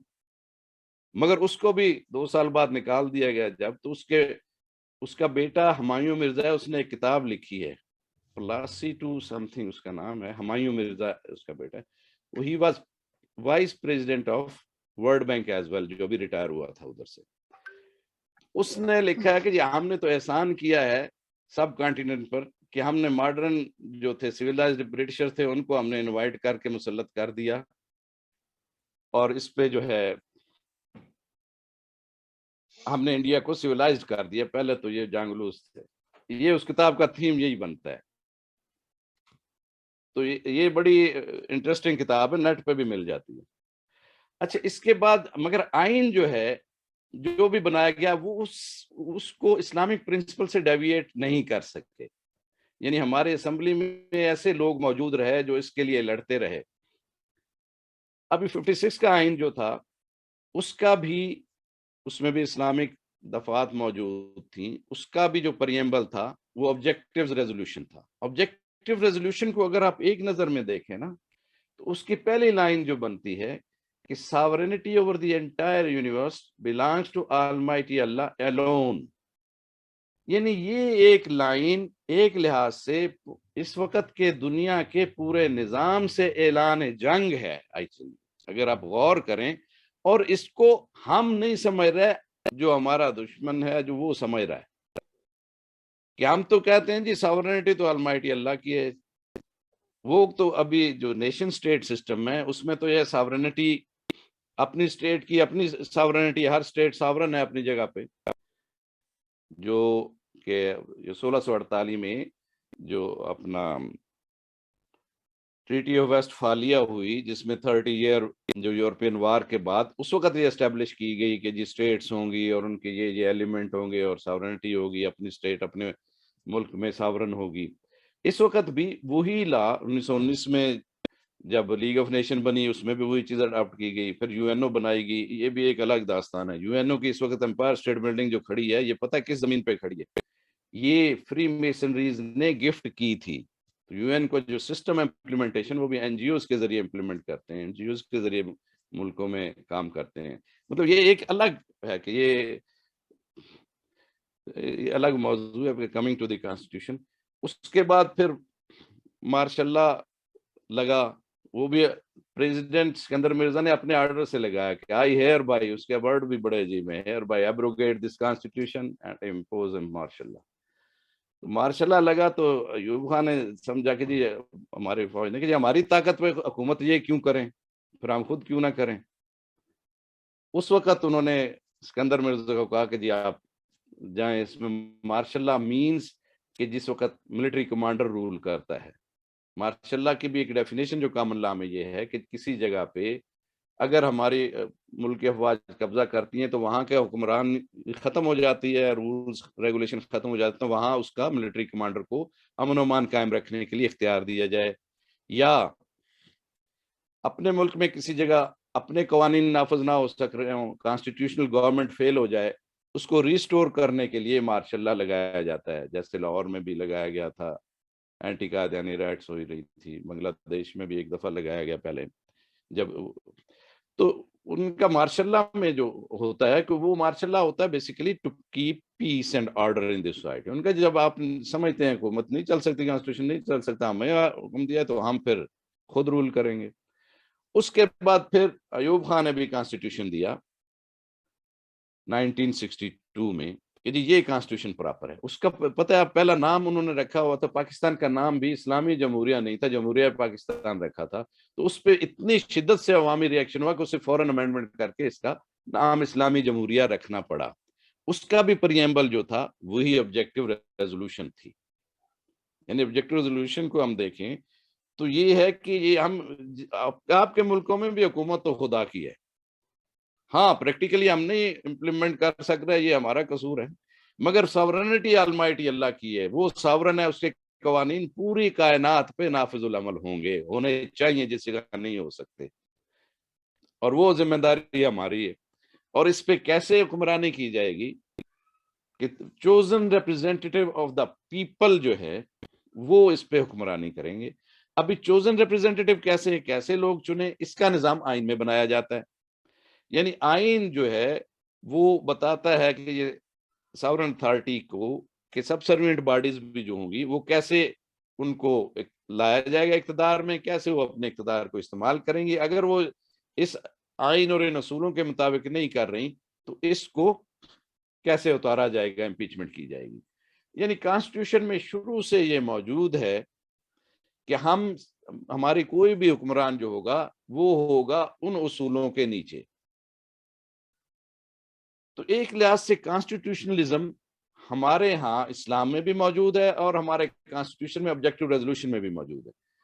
اور ابھی جو اس وقت کانسٹیٹیوشن نافذ العمل ہے اس میں تو اس کا پریمبل بھی ہے, اس کا دیباچہ بھی ہے, اور اس کو ایک active part of the constitution کے طور پہ بھی انٹروڈیوس کر دیا گیا ہے. اس کو 8ویں امینڈمنٹ کر کے کہ آرٹیکل 2A کے نام سے ایک آرٹیکل ڈال دیا گیا کانسٹیٹیوشن میں, اور وہ سارے کے ساری جو آبجیکٹو ریزولوشن ہے ایک جو ہے forceful part of the constitution ہے, امپلیمنٹیبل لا ہے, اس کو امپلیمنٹ کیا جائے گا.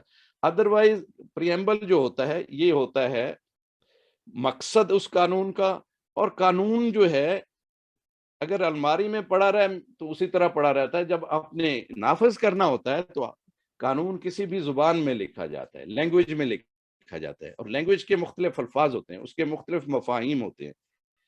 تو جب امپلیمنٹ آپ کرنے لگتے ہیں, آپ کو لیے یہ ضروری ہے کہ اس کو ایک جو مفہوم کون سا اس کا اڈاپٹ کرنا ہے, یہ آپ کی ذمہ داری ہوتی ہے. کیا یہ جج کی مرضی ہے کہ وہ اپنی مرضی سے مفہوم دے دے؟ تو یہ جج کی مرضی نہیں, یعنی کتنے الفاظ میں ہیں جن کے ایک سے زیادہ مطلب ہے. ہم کہتے ہیں کہ قانون دو چیزوں پہ مشتمل ہوتا ہے, الفاظ پہ اور ایک روح ہے اس کی. روح ہمیشہ فائق ہوتی ہے الفاظ سے. اصل امپلیمنٹ جو کرنے والی چیز ہے وہ قانون کی روح ہے. ورنہ تو لینگویج, جس لینگویج میں قانون لکھا ہے اس کا ماہر سب سے بڑا قانون دان بھی ہونا چاہیے, مگر لینگویج کا ماہر ہم سمجھتے اور ہے, قانون کا ماہر اور ہے, کیونکہ اس کے کچھ اصول ہے, اس کی کچھ روح ہے. تو یہ پریمبل جو ہوتا ہے ایک قسم کی روح ہوتی ہے. کسی بھی قانون کے ان الفاظ کا جب مطلب لینا ہوگا تو آپ وہ مطلب لیں گے جو اس کے پریمبل کے مطابق ہو. یعنی کوئی بھی قانون انٹرپریٹیشن کے بغیر نافذ نہیں ہو سکتا. جیسے ہم کہتے ہیں قرآن ہمارا کانسٹیٹیوشن ہے, تو قرآن کے جو الفاظ ہیں ان کے مختلف مفاہیم ہیں. کون سا مفہوم اللہ کے نبی نے لیا, اس کے صحابہ نے لیا, اس علماء نے لیا, مفسرین نے لیا, وہی مفہوم لیں گے تو ہم مانیں گے. اگر ان سب سے کوئی ڈیویٹ کر کے نیا مفہوم اب لے لے کہ اس کو نہ نبی سمجھ سکا, نہ صحابہ سمجھ سکے, نہ ہی علماء دین آج تک سمجھ سکے, میں نے ابھی یہ سمجھا, تو اس کو ہم کہتے ہیں کہ وہ ہم نہیں مانیں گے. تو مفہوم جب لینا ہوتا ہے کسی بھی قانون کا, وہ اس کے پریمبل کی مطابق وہ مانے لیے جاتے ہیں. یعنی ایک تو ہمارا کانسٹیٹیوشن جب سے بنا ہے, اس کی انٹرپریٹیشن جو ہونی چاہیے وہ اس کے پریمبل کے مطابق ہو. یعنی وہ اس چیز کو دیکھے کہ اسلام میں کیسے حکمرانی کی گئی, تو ان الفاظ کی, آئین کے ان الفاظ کو وہ معنی دیے جائیں جو کہ اسلام میں حکمرانی کرنے والوں نے اس کو دیے پہلے, اور اس کے مطابق حکمرانی کی گئی. علماء قانون نے, علماء اسلام نے جو چیز بیان کی وہ بیان کرنی چاہیے. اگر وہ نہیں کرتے تو وہ فیصلہ غلط سمجھا جاتا ہے. مگر ہم نے اصول چونکہ بنایا کہ یہ باڈی ہی فیصلہ کرے گی, یہی فائق ہے, وہ اپنے آپ کو بعد میں درست کر سکتی ہے. 5 جیسے ڈیسیژن آیا تھا کہ کوئی بھی غلط ڈیسیژن, اس پہ لمیٹیشن نہیں لگتی, ہم پیش کر سکتے ہیں کہ اس میں غلطی ہوئی ہے تو اس کو کریکٹ کر سکتی ہے. اس کو ہم لیگل لینگویج میں پر انکیوریم کہتے ہیں کہ یہ ڈیسیژن پر انکیوریم ہے, کہ اس میں بنیادی طور پہ غلطی ہو گئی ہے. جیسے تو ایک آپ حیران ہوں گے کہ ایک فیصلہ ایسا ہوا, یہ پچھلے سال کی بات ہے غالباً, جب اس کی کہ جسٹس قاضی فائز عیسیٰ جو سپریم کورٹ کے, انہوں نے ایک فیصلہ دیا کہ پہلے 3 ججز کا فیصلہ ہوتا ہے. اصول یہ ہے کہ جتنے زیادہ جج ہوں گے وہ فیصلہ, اس سے کم جج اگر فیصلہ کریں گے تو ان پہ بائنڈنگ ہوگا کہ یہ اصول زیادہ ججوں نے طے کیا ہے. مگر اس نے ایک فیصلہ یہ کیا کہ پہلے 3 ججوں نے ڈیسیژن کیا, اس میں بیسیکلی اسلام کے پرنسپل یہ ہیں, یہ ان کی نظروں میں سے نہیں گزرے, تو ان کے مطابق فیصلہ اس طرح ہونا چاہیے تھا. تو یہ فیصلہ پر انکیوریم ہے, یہ فیصلہ غلط ہے, تو اسلام کے اصولوں کے مطابق اس کا فیصلہ یہ بنتا ہے, اور اس نے فیصلہ دیا اور وہ امپلیمنٹ ہوا. مگر اس کو جو ہم گول کر کے, نہ کہیں میڈیا میں آیا, نہ کہیں ہمارے اخباروں نے دیے کہ یہ پرنسپل, مگر یہ موجود ہیں پرنسپل. تو یہ جو بھی اس کی امپلیمنٹیشن ہوگی وہ ان اصولوں کے مطابق ہونا چاہیے. جو انٹرپریٹیشن کی پاور جج کے پاس ہے وہ ان اصولوں کے مطابق انٹرپریٹ اسے کرنا چاہیے. مسئلہ اگر جو پریکٹیکل مسئلہ میں دیکھ رہا ہوں کہ ہمارے ججز بھی اور ان کو اسسٹ کرنے والے وکلاء بھی اسلامک پرنسپل سے ہی نہیں واقف, میجارٹی کی میں بات کر رہا ہوں, تو اس لیے وہ جو جانتا ہے اس کے مطابق ہی فیصلے کرتے ہیں.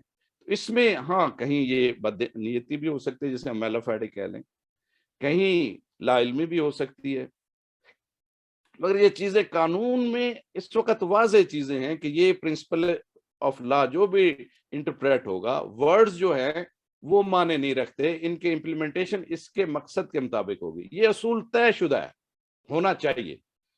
باقی پریکٹیکل امپلیمنٹیشن نہیں ہو رہی. میں سمجھ رہا ہوں کہ ٹائم ہو گیا ابھی, تو کیونکہ بہت اہم باتیں تھے تو ابھی ہم ہسٹری پہ ہی پھر رہے ہیں. باقی آگے ہم اسلامک یعنی 73 کے کانسٹیٹیوشن پہ نہیں آ سکے, تو اس کے لیے میں دلچسپ بھائی سے ریکویسٹ کروں گا پھر کسی دن سیشن کر لیں گے. ابھی کوئی اس معاملے میں جو ہماری ڈسکشن ہوئی کوشچن کرنا چاہیں تو کوشچن کر سکتے ہیں.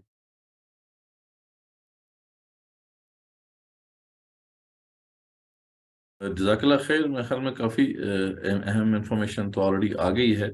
باقی انشاءاللہ جو چیزیں ایک ہی پوائنٹ رہ گیا تھا کہ یہاں پہ اسلام میں کیا ہے، اسلامک کیا ہے، وہ کوشچن آنسر میں کور کر لیں گے. تو جی انشاءاللہ. جیسا کہ آپ نے دیکھا کہ پروفیسر صاحب نے بڑی تفصیل سے ایک تو بتایا کہ یہ سوشل کانٹریکٹ کیا ہوتا ہے، اور دیکھیں گے سوشل کانٹریکٹ میں بڑی اہم بات جو انہوں نے واضح کی کہ یہ انیبل کرتا ہے عوام کو، عام لوگوں کو، کہ وہ بھی اکاؤنٹیبل ٹھہرا سکتے ہیں اپنے حکمرانوں کو. لیکن بڑی عجیب بات ہے کہ یہ سوال میں انشاءاللہ رکھوں گا، باقی لوگ بھی اپنے سوالات جو ہیں وہ پیش کریں اور ریز ہینڈ بھی کر سکتے ہیں. جو ریٹرن کویشچنز ہیں پہلے ہم ان کو لے لیں گے.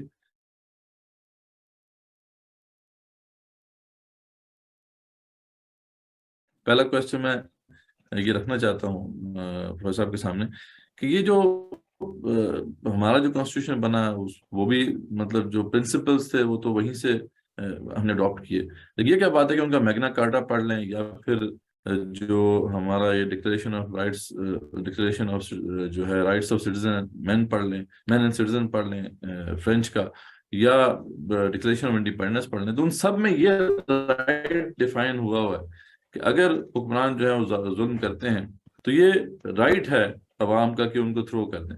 تو ایسی بات ہمارے کانسٹیٹیوشن میں کیوں نہیں آئی؟ یہ بات کیوں جو ہے یہاں پہ انکلوڈ نہیں ہوئی؟ بہرحال اس کوشچن سے ہم اس کا آغاز کرتے ہیں. لیکن again it was a great talk, اور بہت سی چیزیں جو ہیں سامنے آئیں. ہسٹوریکل پرسپیکٹو بھی سامنے آیا ہے کہ پاکستان نیشن کیسے بنا، اس کی اسپرٹ کیا تھی. تو اس کوشچن سے ہم اسٹارٹ کر لیتے ہیں پروفیسر، باقی پھر انشاءاللہ جیسے کوشچن. جی اچھا جی، میرے خیال میں جو ہم آئین بناتے ہیں اس میں طریقہ دیا جاتا ہے کہ اگر وہ حکمران اس آئین کے مطابق حکمرانی نہیں کرتے تو اس حکمران کو کیسے ہم امپیچ کر سکتے ہیں. تو ہم نے جو اصول کانسٹیٹیوشن میں طے کیے، یعنی اس سے ڈفرنس آف اوپینین ہو سکتا ہے کہ ان کا جو عوامی رائے سے ہم یہ کیسے بدلیں گے. عوامی رائے کا ذریعہ ہم نے بنایا کہ ہر علاقے کے ممبرز ہوں گے، نیشنل اسمبلی میں ممبر جو بیٹھے ہیں وہ جو ہے اپنے اپنے لوگوں کو ریپرزینٹ کر رہے ہیں. وہ ممبر کی زیادہ تعداد جائے گی جس طرف، تو دوسری کم تعداد والوں کی حکومت ختم کر دی جائے گی. اگر وہ عوام کے جو خواہشوں کے مطابق، اور خواہشیں وہ بھی جو ہیں جو اسلامک لا ہے، کیونکہ بیسیکلی بنایا ہی اس مقصد کے لیے گیا ملک. تو اس میں بڑے مزے کی بات ہو رہی تھی، ایک جگہ ڈسکشن ہو رہی تھی یہ کانسٹیٹیوشن میں یہ غلطی ہے تو ہم تو لبرل رہنا چاہتے ہیں. تو ان کا جو رہنا چاہتا ہے تو وہ اس کانسٹیٹیوشن جدھر نافذ ہے اس حدود سے نکل جائے. یہ ایک سپریم کورٹ کے جج کے الفاظ تھے، بلکہ میرا نام بھی لے دوں قاضی فائز صاحب کے. یہ یونیورسٹی میں آئے تھے ہمارے ساتھ، وہ ایک ڈسکشن ہو رہی تھی تو ادھر اسٹوڈنٹس نے کچھ کوشچن کیے تھے. تو اس میں بنیادی طور پر جو طریقہ دیا گیا ہے حکومت کو چینج کرنے کا، عوام کیسے کر سکتے ہیں، تو عوام اپنے نمائندوں کے ذریعے کر سکتے ہیں. یہ طریقہ دیا گیا. ابھی یہ طریقہ سے آپ ڈفرنس آف اوپینین کر سکتے ہیں کہ یہ نہیں ہونا چاہیے، کوئی اور طریقہ ہونا چاہیے، مگر اس کو پھر نمائندوں کے ذریعے ہی امینڈمنٹ لائی جا سکتی ہے. کیونکہ اس وقت آئین میں جو حکومت چینج کرنے کا طریقہ ہے وہی ووٹ آف نو کانفیڈنس ہے. اور وہ جو ہے زیادہ تعداد جس طرف ہمارے ایم این ایز کی ہوگی، جس طرف وہ زیادہ ہو جائیں گے تو دوسری حکومت جو ہے ختم ہو جائے گی اور نئی حکومت آ جائے گی. اور جس کا ہم نے تجربہ کیا اور ابھی تک لہذا دیکھ رہے ہیں ہم جو ہو رہے ہیں. جی چلیں دیکھتے ہیں. یہ بھی انٹرسٹنگ پوائنٹ ہے جو آپ نے بھی دیا، یعنی یہ جو ہے پروسیجر کی بات ہے کہ پروسیجر یہ ڈیفائنڈ ہے، تو چلو یہ ایک طرح سے وہ پرنسپل انیکٹیو ہو گیا. چلیں اس پہ ڈسکس کریں گے.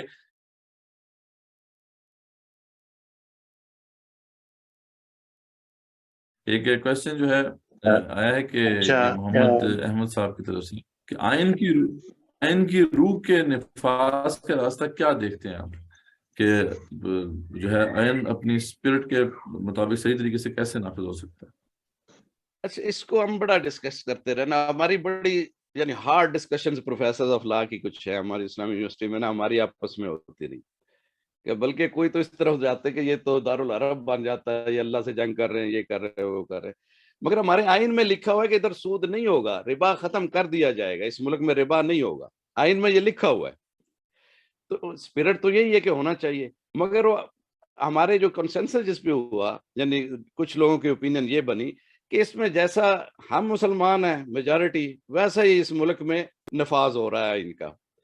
اگر زیادہ لوگ صحیح اسپرٹ کے مطابق اس کو نافذ کرنا چاہیں گے ہمارے نمائندے بھی ایسے آ جائیں گے جو اس کو نافذ کرنا چاہیں تو اسپرٹ نافذ ہو جائے گی. جیسے ہم مسلمان ہیں ویسے ہی ہمارا ملک مسلمان ہے. تو اس کا طریقہ تو یہی ہے کہ جو change the system, the basic thing is کہ آپ کا ایجوکیشن سسٹم ٹھیک ہونا چاہیے. اور ایجوکیشن سسٹم کبھی سوری ٹو سے ہمارے کنٹرول میں نہیں رہا. یعنی جب بھی اس پہ ہوتی ہے بات, مجھے یاد ہے 1997 میں ایجوکیشن کانفرنس ہوئی تھی 3 دن کی کنونشن سینٹر میں اسلام آباد میں. نواز شریف کی حکومت اس نے آگے کہا تھا, ادھر بہت سارے پرانے بزرگ جو ایجوکیشنسٹ سے اکٹھے ہوئے کہ جو اس کی ریکمنڈیشن ہوگی میں امپلیمنٹ کروں گا. یعنی میں نے یہ ریڈیو میں بھی سنا, ٹی وی میں بھی سنا. 3 دن کی ڈسکشن کے بعد انہوں نے کہا کہ جی ایجوکیشن جو ہو اس ملک میں, سکولنگ تک, ہم سکولنگ تک کی ایجوکیشن کی بات کرتے ہیں, سکولنگ ہوتی ہے 12ویں جماعت تک, یہاں تک کمپلسری ہونی چاہیے. اور ہر ملک میں یہاں تک کمپلسری ایجوکیشن ہے. ہمارے یہاں بھی ایکٹ بنا ہوا ہے, اسلام آباد کا الگ بنا ہوا ہے کہ جناب جس میں جو بچے کو اسکول میں داخل نہیں کہے گا ان پیرنٹس کو اتنی سزا دیں گے, ہم جرمانہ کریں گے. مگر اس پہ کبھی نہ امپلیمنٹ ہوا کیونکہ پریکٹیکل حالات ہے اس میں. تو اس میں یہ اس کی جو تھی ریکمنڈیشنز یہ تھیں کہ پورے ملک میں ایک نصاب ہو, ایک میڈیم آف انسٹرکشن ہو, تو آپ اس قوم کو قوم بنا سکتے ہیں. یعنی ایک بچہ تو بڑا ہو کے ڈسکس کرتا ہے کہ بلبل کا بچہ کھاتا تھا کھچڑی, دوسرا کرتا ہے ٹوئنکل ٹوئنکل لٹل سٹار. تو ہم نے کلاسیفیکیشن ہم نے ایجوکیشن میں ہی کر دی کہ کچھ ادارے حکمران پیدا کر رہے ہیں, کچھ محکوم پیدا کر رہے ہیں. اور اس ایجوکیشن میں ایجوکیشنسٹ جو ہوتا ہے وہ ایک تو سلیبس ہوتا ہے, پھر اس کی اپنی ایجوکیشن بھی ہوتی ہے. یعنی ہمارے جو بھی میں نے یہ دیکھا, یہ جو بہت بڑا پروجیکٹ آیا تھا ہمارے ہاں کہ بڑے لوگ پی ایچ ڈی کے لیے گیا مشرف کے زمانے میں, ایچ ایس سی کو بہت بڑی گرانٹ ملی, وہ کہ قرضے ہی ملے وہ الگ بات ہے. ابھی بھی جو گرانٹ مل رہی ہے تو وہ باہر سے پی ایچ ڈی کر کے گیا, تو اس معاشرے میں رہ کے ان کے ساتھ وہ رہ کے تقریباً جو ہے نا کچھ چیزیں ہیبٹڈ اپ کر لیتا ہے انسان. میں سمجھتا ہوں نارمل مین جو ہے نا میجورٹی لیکوڈ کی طرح ہوتی ہے, حالات کے مطابق ڈھل جاتی ہے, جیسے برتن میں ڈالیں گے اسی جیسے ہی بن جائے گی. تو ہم ادھر یعنی میں یونیورسٹی میں یہ دیکھتا رہا, یونیورسٹی پالیٹکس میں بھی حصہ لیا, پروفیسرز کی ایسوسیشن بھی بنائی, ڈپارٹمنٹس بھی بنائے, کھڑے کیے. تو اس میں نے دیکھا جو باہر سے پڑھ کے آئے نا ان میں وہ اسپرٹ جو ہے نا, یعنی سائنسز کی ہیں بیسیکلی, مگر وہ اسپرٹ وہ نہیں تھی. اور ان سے کھلے میں جب گپ شپ ہوتی تو وہ مجھے پرانا فوجی بیک گراؤنڈ سمجھتے بڑے کھل کے کہ ادھر تو ہم نے یہ بھی کیا, تو مجھے بڑا دکھ بھی ہوتا کہ ہمارے ہاں کہ جو پروفیسر ہیں اگر وہ اپنا ان کا کریکٹر ایسا ہے کہ اس چیز کو کسی کو وہ جو ہمارے بیسک نام جو اس کو برائی نہیں جس طرح کا بندہ ہوگا اس طرح کی انٹرپریٹیشن کرے گا. چلے ہاں یہ بیسک پرنسپل یہی ہے کہ جو بندہ اگر ایجوکیشن ہماری وہ نہیں نافذ ہو سکا نا, یعنی اس وقت بعد میں وزیر خارجہ جو ہے انہی کا بیکن ہاؤس سسٹم تھا, تو وہ تو انگلش میڈیم نہیں ہم چھوڑ سکے. تو ایجوکیشن سسٹم کے ذریعے ہی ہم چینج لا سکتے ہیں.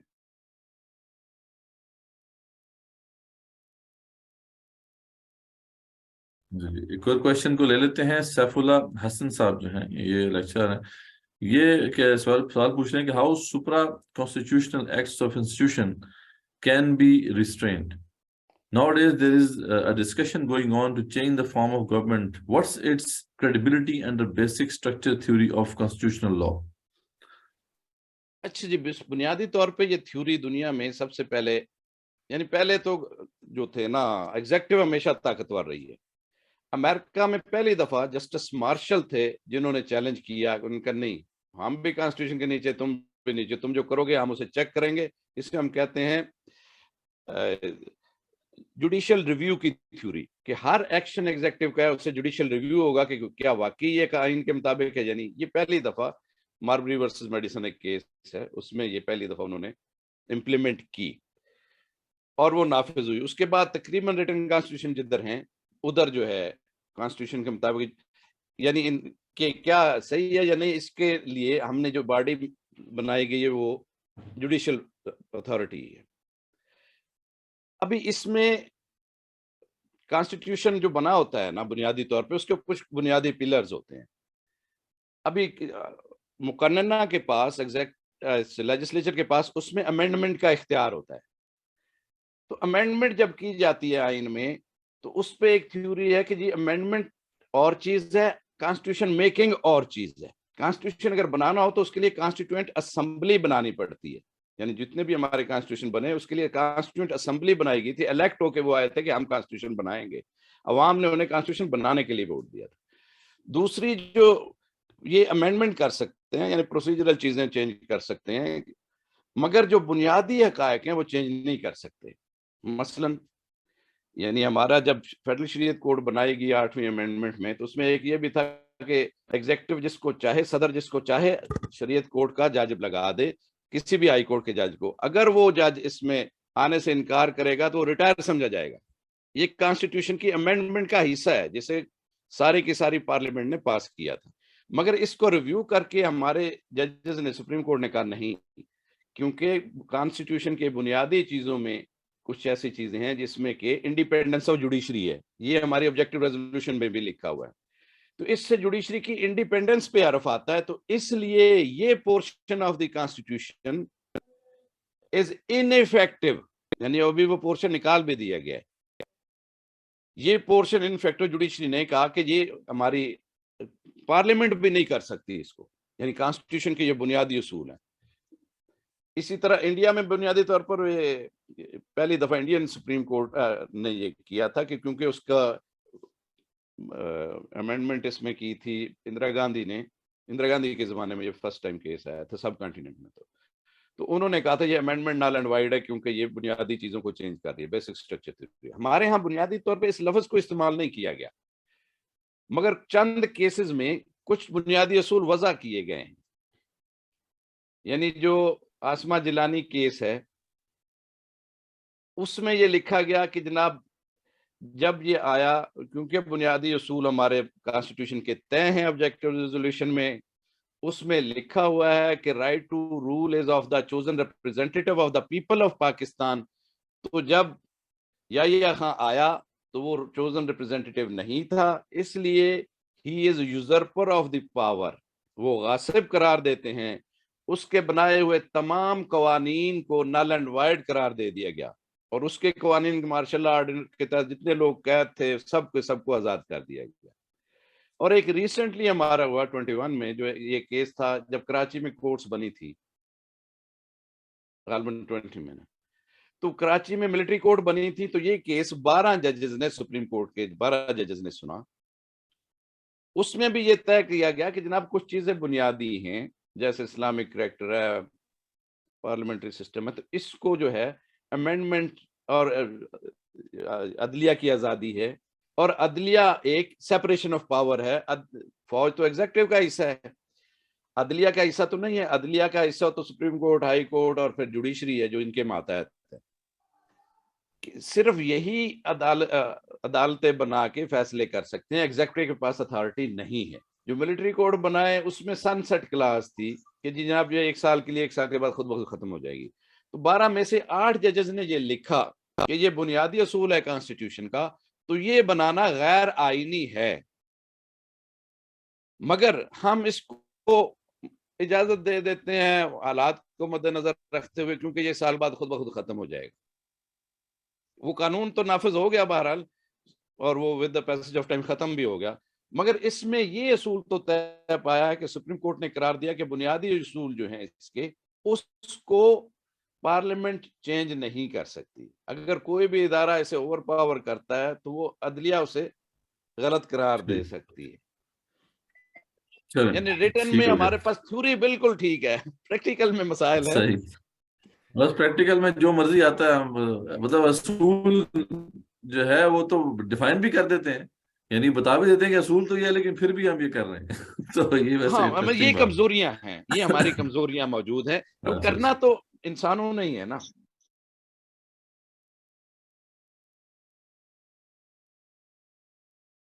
اچھا جی, جنید صاحب کا یہ سوال ہے کہ اسلامی جمہوریہ پاکستان میں آئین کی روح سے الیکشن میں حصہ لینے والی پارٹیاں اپنے منشور میں اسلامی روح نافذ کرنے کی پابند ہیں.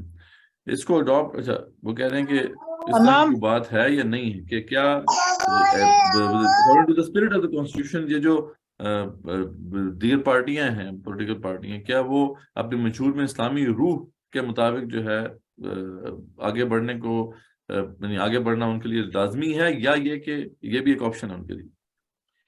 اچھا بڑا انٹرسٹنگ کوشچن ہے. اچھا اس کو جو دیکھیں ہمارا کانسٹیٹیوشن کا آرٹیکل 5 ہے وہ کہتا ہے loyalty to the constitution and obedience جو ہے نا یہ لازم ہے ہر سٹیزن آف پاکستان پہ, اور political party citizen of Pakistan ہی بنا سکتے ہیں.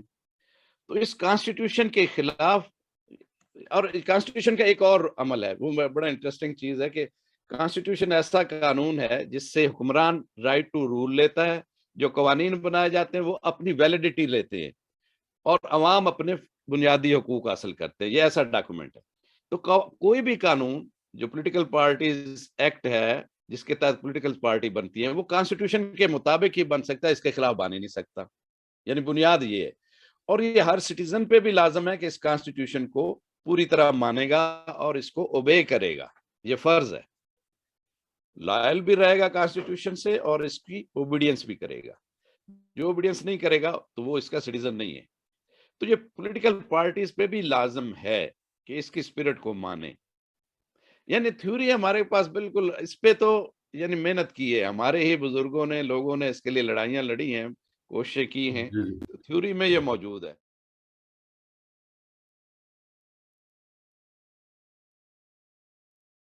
ڈاکٹر جنید کا بھی انہوں نے سوال کھڑا کیا ہوا ہے. جی ڈاکٹر فواد, ڈاکٹر فواد آپ کائنڈلی, میں نے ریکویسٹ بھیجی آپ کو, آپ سوال کریں. جی جزاک اللہ, السلام علیکم. جی بہت شکریہ, بہت ہی انفارمیٹیو لیکچر تھا, اور اس میں آپ نے خاص طور پہ جو کانسٹیٹیوشن میکنگ ورسز امینڈمنٹ کو جو ایکسپلین کیا, دیٹ واز ریئلی امیزنگ. کیونکہ آج کا جو موضوع تھا وہ ہسٹری پر زیادہ فوکس کر رہا تھا, تو ایک سوال مجھے کافی عرصے سے میں اس میں الجھتا ہوں کہ جب قائد اعظم خود لا میکر تھے تو ایسا کیوں ہوا کہ جب پاکستان بنا تو کوئی کانسٹیٹیوشن کا ڈھانچہ ہمارے پاس نہیں تھا؟ جی یہ سوال ہے. جزاک اللہ. اچھا جی, اس وقت چونکہ جو انڈین انڈیپینڈنس ایکٹ ہے وہ چھوٹا سا ایکٹ ہے, اس میں کہا کہ ابھی وہی سسٹم چل رہا ہے, ہم اس کو چینج کریں گے اپنے مطابق, اور چینج ان کا جو اصول یہ ہے کہ کانسٹیٹیوئنٹ اسمبلی ہی کرے گی. ہماری کانسٹیٹیوئنٹ اسمبلی نے اس میں بھی ایک, میں سمجھوں گا کہ انڈیا نے تو 51 میں بھی اس کی کانسٹیٹیوئنٹ اسمبلی نے آئین بنا کے نافذ کر دیا, ہم نے اس سے بھی 2 سال لیٹ بنایا, اور اس پہ ہمارا جو اس کے وجہ سے جو ہے بیوروکریسی اور اسٹیبلشمنٹ کی وجہ سے اس کو بھی پھر اسمبلی توڑ دی گئی, وہ نافذ نہ ہو سکا. تو یہ کہ Quaid Azam law making assembly میں شامل رہے تھے. انڈیا میں وہ الیکشن ہوا, جیتے, اور اس وقت کی جو بات اسمبلی تھی اس میں شامل تھے, اور اس وقت جو کچھ ایکٹ, بلکہ انہوں نے یہ ایکٹ پاس کرانے میں بھی مدد کی جس میں کہ اس وقت جو ہے مسلمان خواتین چونکہ ان کو علیحدگی کی اجازت نہیں تھی, خلا کے بڑے سخت لاز تھے, تو وہ یہ ہیلا اپنا لیتی کہ پہلے بیپٹزم وہ بن جاتی, وہ کرا لیتی بپتسمہ ان سے کہ جی عیسائی ہو گئی تو نکاح ٹوٹ گیا, پھر وہ مسلمان ہو جاتی اور دوسرے سے نکاح کر لیتی. تو یہ قانون جو Indian resolution of marriage act, Muslim marriage act جو ریزولوشن کا ہے وہ بھی پاس کرانے میں ان کا ہاتھ تھا. اور دوسرا وہ جو قانون بنا اس پہ انہوں نے اسمبلی سے ریزائن بھی کیا. یعنی ایسی باتیں ہیں کہ جو جہاں جو بیسک پرنسپل اسلام کے خلاف کوئی چیز بنی تو انہوں نے ریزائن کر دیا تھا اسمبلی سے. وہ جو رالیٹ ایکٹ بنا تھا اس پہ بھی, تو اس میں یہ ہے کہ لا میکر خود تو نہیں بنا سکتا, وہ اصول کے پابند ہے. جی اصول یہ ہے, تو ان میں یعنی ہی واز ہیومن بینگ, اس کو ہم کوئی یعنی سپر ہیومن تو نہیں کہہ سکتے, مگر وہ ہے کہ وہ خود اکیلے کچھ نہیں کر سکتے تھے. اور اس وقت جو حالت تھی ہماری, ایک تو بینکرپٹ ہو رہے تھے, دوسرا اتنے مہاجرین اور کٹے پھٹے لاشیں کتنی آ رہی تھی, تو اس کو سسٹم کو سیٹ کرتے ہوئے, اور پھر کچھ ایسی چیزیں ہیں کہ جو بندے جیسے پاکستان بنا, آپ نے دیکھا نا, جب پاکستان بنتا ہے تو اس وقت پنجاب میں جو گورنمنٹ تھی یونینسٹ پارٹی تھی, وہ سارے وہ تھے جو کہ لائل ٹو دی برٹشرز تھے, جو ذمہ دار تھے پنجاب کے نا. پنجاب اس وقت 60% پاکستان, تو وہ سب کے سب مسلم لیگ میں وہی آ گئے. یعنی وہ اس تحریک کا حصہ نہیں تھے جو پاکستان بنانے والی تھی. تو جیسے وہ آتے نا کہ ان کا جو میری جیب میں کھوٹے سکے ہیں یا اس قسم کی باتیں, تو یہ حالات ایسے تھے, لوگ ایسے تھے جس وجہ سے یہ نہیں بن سکا.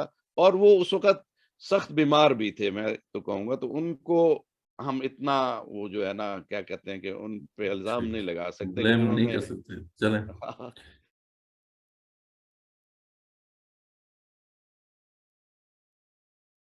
ٹھیک ہو گیا. تو آگے کوشچن جو ہے ایک عابد ملک صاحب سے کا ہے. وہ کہہ رہے ہیں کہ article 31 and 38 about zakat and concentration of wealth and freedom of information law about making rulers, financials or sources of income public are there, but these are not being implemented.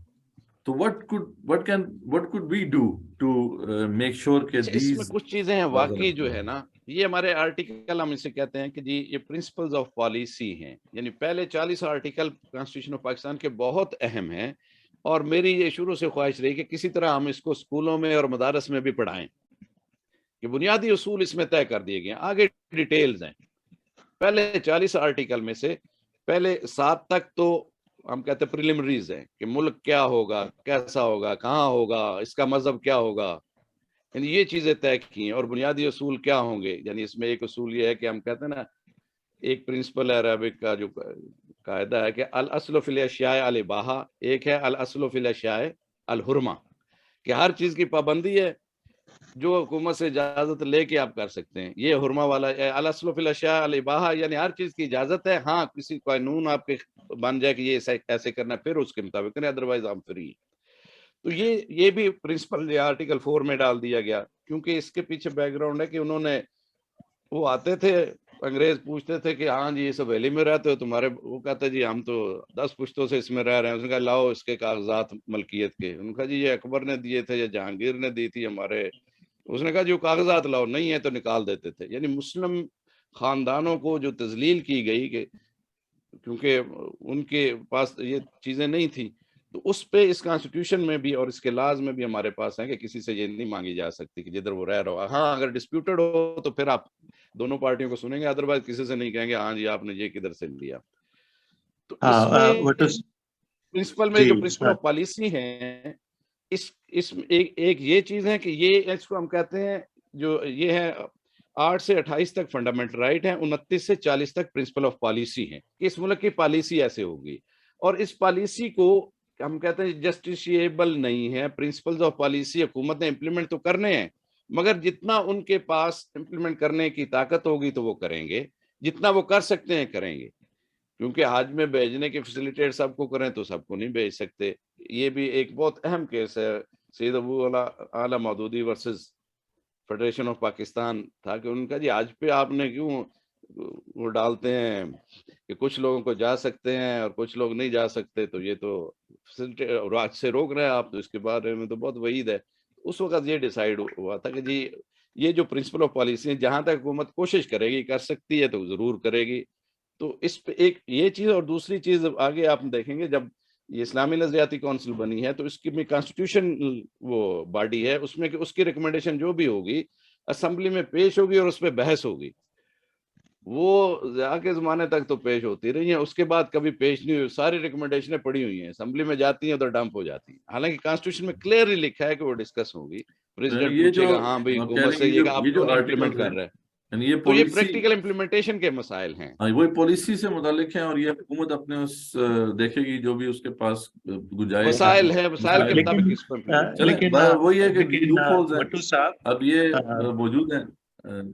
بٹو صاحب جی اس ابھی میں یہ جو آپ کا زکوٰۃ ہے اور آپ کا جو سود ہے یہ تو اسلام کے فنڈامنٹل پرنسپل ہیں اور اسلام کے یوں سمجھیں کہ پلرز ہیں.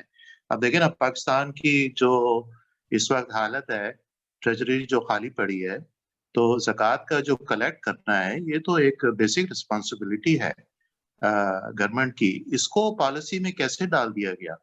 یہ تو بہت امپورٹنٹ چیز ہے. اس کو بیسیکلی اس کو امپلیمنٹ تھیوریٹیکلی تو کر دیا گیا, اس کے لیے بیت المال بنا دیا گیا اور زکوٰۃ کمیٹیاں بھی بنا دی گئی کہ یہ زکوٰۃ اکٹھی کریں گی.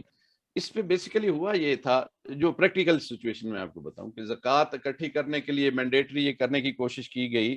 تو ادھر آپ دیکھیں ضیاء اللہ کے زمانے میں ایک بہت بڑا جو ہے جلوس نکلے, اسلام آباد میں اکٹھے ہو گئے تھے اہل تشیع کے, جو ہم جو ہے نا زکوٰۃ نہیں ہمارا چونکہ فقہ میں ہے خمس دیتے ہیں اور ہم اپنے ان کو جو مجتہد ہے انہی کو دیتے ہیں, تو اس لیے اس کو سب پہ مینڈیٹری نہ کیا جائے.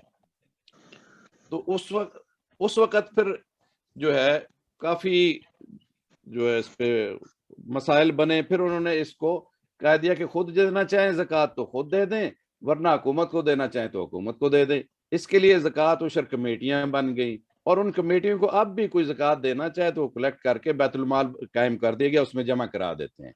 مگر چونکہ ہماری عوام کی حالت یہ ہے کہ بینک میں بھی ہم کہہ دیتے ہیں کہ جی ہم زکوٰۃ خود دیں گے, آپ نہ کاٹیں ہمارے پیسوں سے.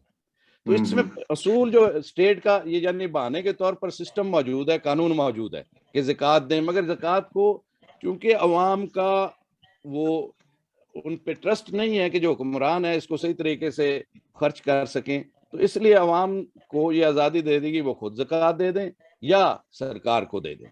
چلیں ٹھیک ہے, زکوٰۃ مینڈیٹری نہیں مگر قانون موجود ہے. سوری, چلیں ٹھیک ہے, زکوٰۃ جو ہے مطلب چلیں اگر وہ نہیں کرتے, لیکن اگر کوئی ٹیکس نہ پے کرے تو وہ تو ایک جرم ہو جاتا ہے نا. اب جیسے امریکہ میں جو ویلتھی تھے 50s کے اندر 91% ٹیکس پے کر رہے تھے جو ملینئر تھے. آج کل جو ملینئر ہیں جو ہے وہ جو پہلے جو ملینئر تھے اب وہ بلینئر ہیں, تو اب وہ ٹیکس ریٹ جو ہے نا وہ آ گئے 29% پہ, جس کی وجہ سے امریکہ میں نا مڈل کلاس چھوٹی ہو گئی ہے. اور وہاں پر بھی آپ نے دیکھا ہے کہ جو کنزیومر ڈیپٹ ہے اور جو گورنمنٹ کا جو نیشنل ڈیپٹ ہے وہ ٹریلینز میں چلا گیا ہے. تو اب وہ کیونکہ ڈالر ہے, ہمارا جو ہے روپیہ ہے, ڈالر کی ویلیو ہے, روپے کی ویلیو نہیں ہے. ان کا جی ڈی پی بھی زیادہ ہے, ہمارا جی ڈی پی بہت کم ہے. تو اگر زکوٰۃ کو ایک سائڈ پہ رکھ دیں تو ٹیکس کے اندر بھی تو چوری ہو رہی ہے نا. ابھی مطلب جیو کے اندر ابھی رپورٹ آئی تھی, میرے خیال میں ڈان کی تھی یا جیو کی تھی, تو انہوں نے حساب لگایا کہ 312 جو ایم این اے ہے وہ صرف 4% ٹیکس پے کر رہے ہیں, باقی لوگ جو ہیں وہ 30 کر رہے ہیں, زیادہ کر رہے ہیں. ڈائریکٹ ٹیکس ہے, انڈائریکٹ ٹیکس ہے. تو یہ تو ایک بہت بڑا ظلم ہے عوام کے اوپر کہ جو امیر لوگ ہیں وہ ٹیکس ایک تو پے نہیں کر رہے, دوسرا یہ کہ جو غریب لوگ ہیں جو جن پہ زکوٰۃ بنتی بھی نہیں ہے اور ٹیکس بھی نہیں بنتا, اور وہ جو ہے نا اس برڈن کے نیچے جو ہے نا وہ مطلب ایشو ہے ان کا اس طریقے سے. تو آپ کیا کہتے ہیں اس کے متعلق؟ اور دوسرا یہ جو سوال تھا کہ یہ جو ایم این ایز کی جو انکم ہے, ان کی جو ویلتھ ہے, یہ قانون میں ہے کہ اس کو پبلک کیا جائے جیسے امریکہ میں ہوتا ہے؟ جی یہ موجود ہے کہ جس میں آپ کو اپنے ایسٹس جو ہے نا ایسٹس ڈکلیئر کرنے پڑتے ہیں کہ آپ کے پاس کتنی مالیت کی چیزیں موجود ہیں. یہ قانون میں موجود ہے, اور وہ اسی لیے ادھر سے لے لیتے ہیں کہ اس کی اتنی ویلتھ ڈکلیئر کی, فلاں نے اتنی کی, یہ قانون میں موجود ہے. باقی ٹیکس کے سسٹم میں ہمارے ہاں مسائل موجود ہیں, مگر وہی نا کہ یہ انسانوں نے ہی کرنا ہے.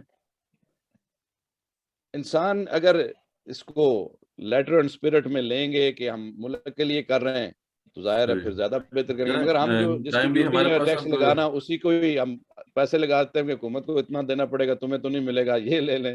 یعنی یہ اور ڈبل رجسٹر رکھتے ہیں ہم, یہ چیزیں ہیں. اور یہ صرف جو ہے نا ایجوکیشن سے ہی ختم ہو سکتی ہے. اور میں اس کی مثال دوں گا, ترکی نے اس کو توڑا ہے. 80s میں ترکی ہم سے بھی بہت غریب تھا, اس کو قرض کوئی ملک نہیں دیتا تھا. وہ پل بنانے کے لیے اس وقت ان کا جی آپ واپس کیسے کرو گے, یورپین یونین نے قرض نہیں دیا تھا.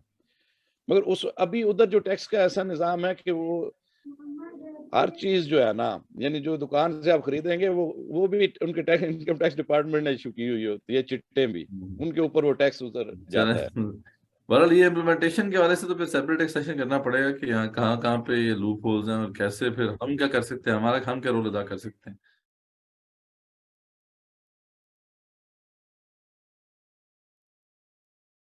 السلام علیکم سر. وعلیکم السلام ورحمۃ اللہ.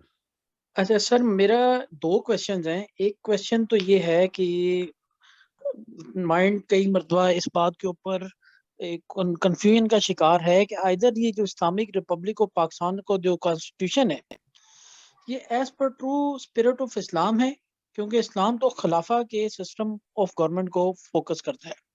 ہمارے ہاں تو ڈیموکریٹک ریپبلک سسٹم ہے گورنمنٹ کا. اور میرا دوسرا کویشچن سر یہ ہے کہ اگر ہم یہ بات کرتے ہیں کہ objective resolution Quran and Sunnah is the basic superior and supreme principle for our constitution, تو آیا کہ شریعت میں اور اسلامک سسٹم میں کسی کو امیونٹی حاصل ہے کسی بھی لیگل سسٹم میں؟ جو ہمارے یہاں لائک دیٹ کہ جو ہم ٹائم اینڈ اگین اس بات کو سنتے ہیں کہ جو صدر وزراء وزیر اعظم ہیں ان کو امیونٹیز حاصل ہیں، اس کے بارے میں ذرا کائنڈلی سر روشنی فرمائیے گا۔ یہ امیونٹی والا آرٹیکل کبھی بھی سپریم کورٹ میں نہیں آیا ڈیسیژن کے لیے، ایک تو میں یہ بتا دوں، اور یہ انٹینشنلی اس کو نہیں کلیم کرتے امیونٹی کو، پریزیڈنٹ بھی کوئی بھی، آئین میں لکھا ہوا ہے، مگر اس کی انٹرپریٹیشن کیسے ہونی چاہیے، انٹرپریٹیشن تو عدالت نے کرنی ہے، تو اس کی انٹرپریٹیشن جو اسلام کی روح کے مطابق ہی ہونی چاہیے، تو اسلام میں تو امیونٹی ہے نہیں، تو اس کی امیونٹی یہ تو کر سکتے ہیں کہ اس کی ذمہ داری کتنی اس کی ہے کہ اگر وہ نیک نیتی سے اسٹیٹ آفیشل ہوتے ہوئے اس نے کام کیا ہے تو اس کی ذمہ داری اس پہ نہیں ہوگی، اگر اس کی بدنیتی ہوگی تو اس پہ ہوگی، تو اس کی انٹرپریٹیشن کا معاملہ ہے، اس لیے اس کو کئی دفعہ جب جسٹس تھے اپنا چودھری افتخار چودھری تھے، تو انہوں نے کہا تھا کہ جی یہ آ کے لائے ہمارے پاس، ہم اس کو انٹرپریٹ کرتے ہیں کہ امیونٹی کتنی حاصل ہے صدر کو بھی، تو بیسیکلی یہ امیونٹی ایز اے پرنسپل حاصل نہیں ہے، یہ اس کی وہ ہے ہماری وہی جو پرانی جو انگریزوں سے ہم نے مستعار لی ہوئی چیزیں، وہ امیونٹی ان کو حاصل ہے کہ king can do no wrong, کہ بادشاہ پہ کوئی حرف نہیں آئے گا، ایک بات، اور یہ اتنی اسٹیبلش ہوئی ہے کہ ایک بادشاہ نے انگریزوں کے اسے حکم دیا لارڈ کو کہ فلاں لارڈ کو مروا دو، بڑا تنگ کرتا ہے، آ کے اب تقریریں کرتا ہے، اس نے مروا دیا، ہاؤس آف لارڈز نے عدالت بنائی اور اس لارڈ کو لا کے کیس کیا، اس نے کہا جی میں نے تو ساورن کے حکم پہ کیا ہے، اس نے کہا نہیں ساورن غلط حکم دے ہی نہیں سکتا، تو جو کیا ہے آپ نے کیا ہے اور اس لیے سزائے موت اس کو دے دے گی، جو منسٹر تھا لارڈ بھی تھا، اس نے کہا نہیں king can do no wrong, اس کے بعد اسٹیبلش ہوا کہ کنگ کی غلط بات وزیروں نے بھی نہیں ماننی، یعنی انگلینڈ میں اس کو اس طرح انٹرپریٹ کر دیا گیا، امیونٹی ہے کنگ کی، مگر کنگ کی غلط بات کنگ خود کچھ نہیں کر سکتا، ان کی روایات ہیں کہ جو بھی ہم بھیجیں گے king is bound to sign, چاہے اس کا اپنا ڈیتھ وارنٹ ہو، تو یہ امیونٹی اس کا شاخسانہ ضرور ہے، مگر اس کی انٹرپریشن کی ریکوائرمنٹ ہے، کبھی یہ چیلنج نہیں کی گئی، جب بھی چیلنج ہوگا یہ اس میں انٹرپریشن یہی ہوگی کہ یہ تو نہیں کہ صدر بن گیا آپ امیون ہے سب کو قتل کرتے پھریں، یہ پاسبل ہی نہیں ہے، تو یہ ہم اس طرح سے کہہ سکتے ہیں کہ یہ تو ہے تو ان اسلامک امیونٹی نہیں ہونی چاہیے، مگر اس امیونٹی کو چونکہ ہم نے انٹرپریٹ کرنا ہے وہ اسلام کے مطابق کرنا ہے، تو یہاں تک ہم دے سکتے ہیں کہ اگر وہ نیک نیتی سے اس نے کوئی حکم دیا اور اس کے علاوہ کوئی مناسب نہیں بنتا اور وہ ثابت بھی کرتا ہے تو پھر اس کی ذمہ داری نہیں ہوگی، اسٹیٹ ریسپانسبلٹی ہوگی۔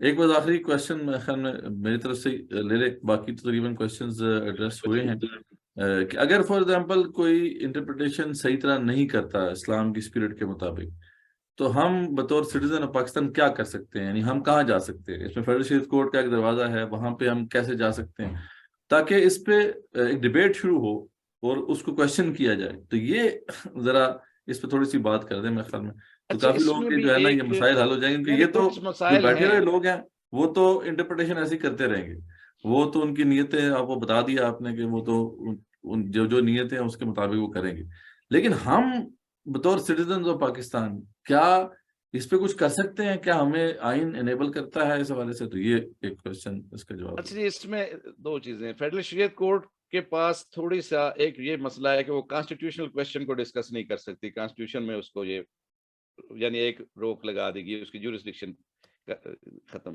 یعنی اس روک دی گئی ہے، باقی جتنے قوانین ہیں یعنی یہ دنیا کا ایک ویسے یونیک انسٹرومنٹ بنایا ہے پاکستان کے اسکالرز نے کہ ایک ایسی عدالت بنا دی جو ہر سٹیزن جا سکتا ہے اور کسی بھی قانون کو لے کے کسی ناٹ اونلی لا کے لیجسلیچر لا بناتی ہے، ایگزیکٹو کا کوئی ایکشن ہے یہ اسلام کے خلاف ہے تو اس میں وہ ثابت کر دیتا ہے اسلام کے خلاف تو وہ ختم کر دیا جاتا ہے، مگر اس میں یہ ہے کہ اپیلیٹ فورم ہے، شریعت اپیلیٹ بینچ ہے، تو اس میں جائے گا تو اس نے اگر ختم کر دیا تو وہ قانون ختم ہو جاتا ہے، تو یہ ہے کہ اس میں کانسٹیٹیوشن ڈسکس نہیں ہو سکتا، کانسٹیٹیوشن کے لیے ایک ہی عدالت ہے وہ ہائیسٹ کورٹ جو سپریم کورٹ ہے، ہاں اس سے اگر غلط انٹرپریٹیشن ہوتی ہے تو کیا ہمارے پاس ہے، اس کے ایک کچھ ڈیسیژن یہ ہے کہ اگر ہمارا غلط ڈیسیژن ہو تو دوبارہ پھر اسے لے کے آیا جا سکتا ہے، اور عدالتیں بھی جو ہے نا میں سمجھتا ہوں کہ قانون کی بجائے گیلری پلے کرتی ہیں، جدھر عوام زیادہ ہوتے ہیں اس قسم کا فیصلہ ہی کر دیتی ہیں،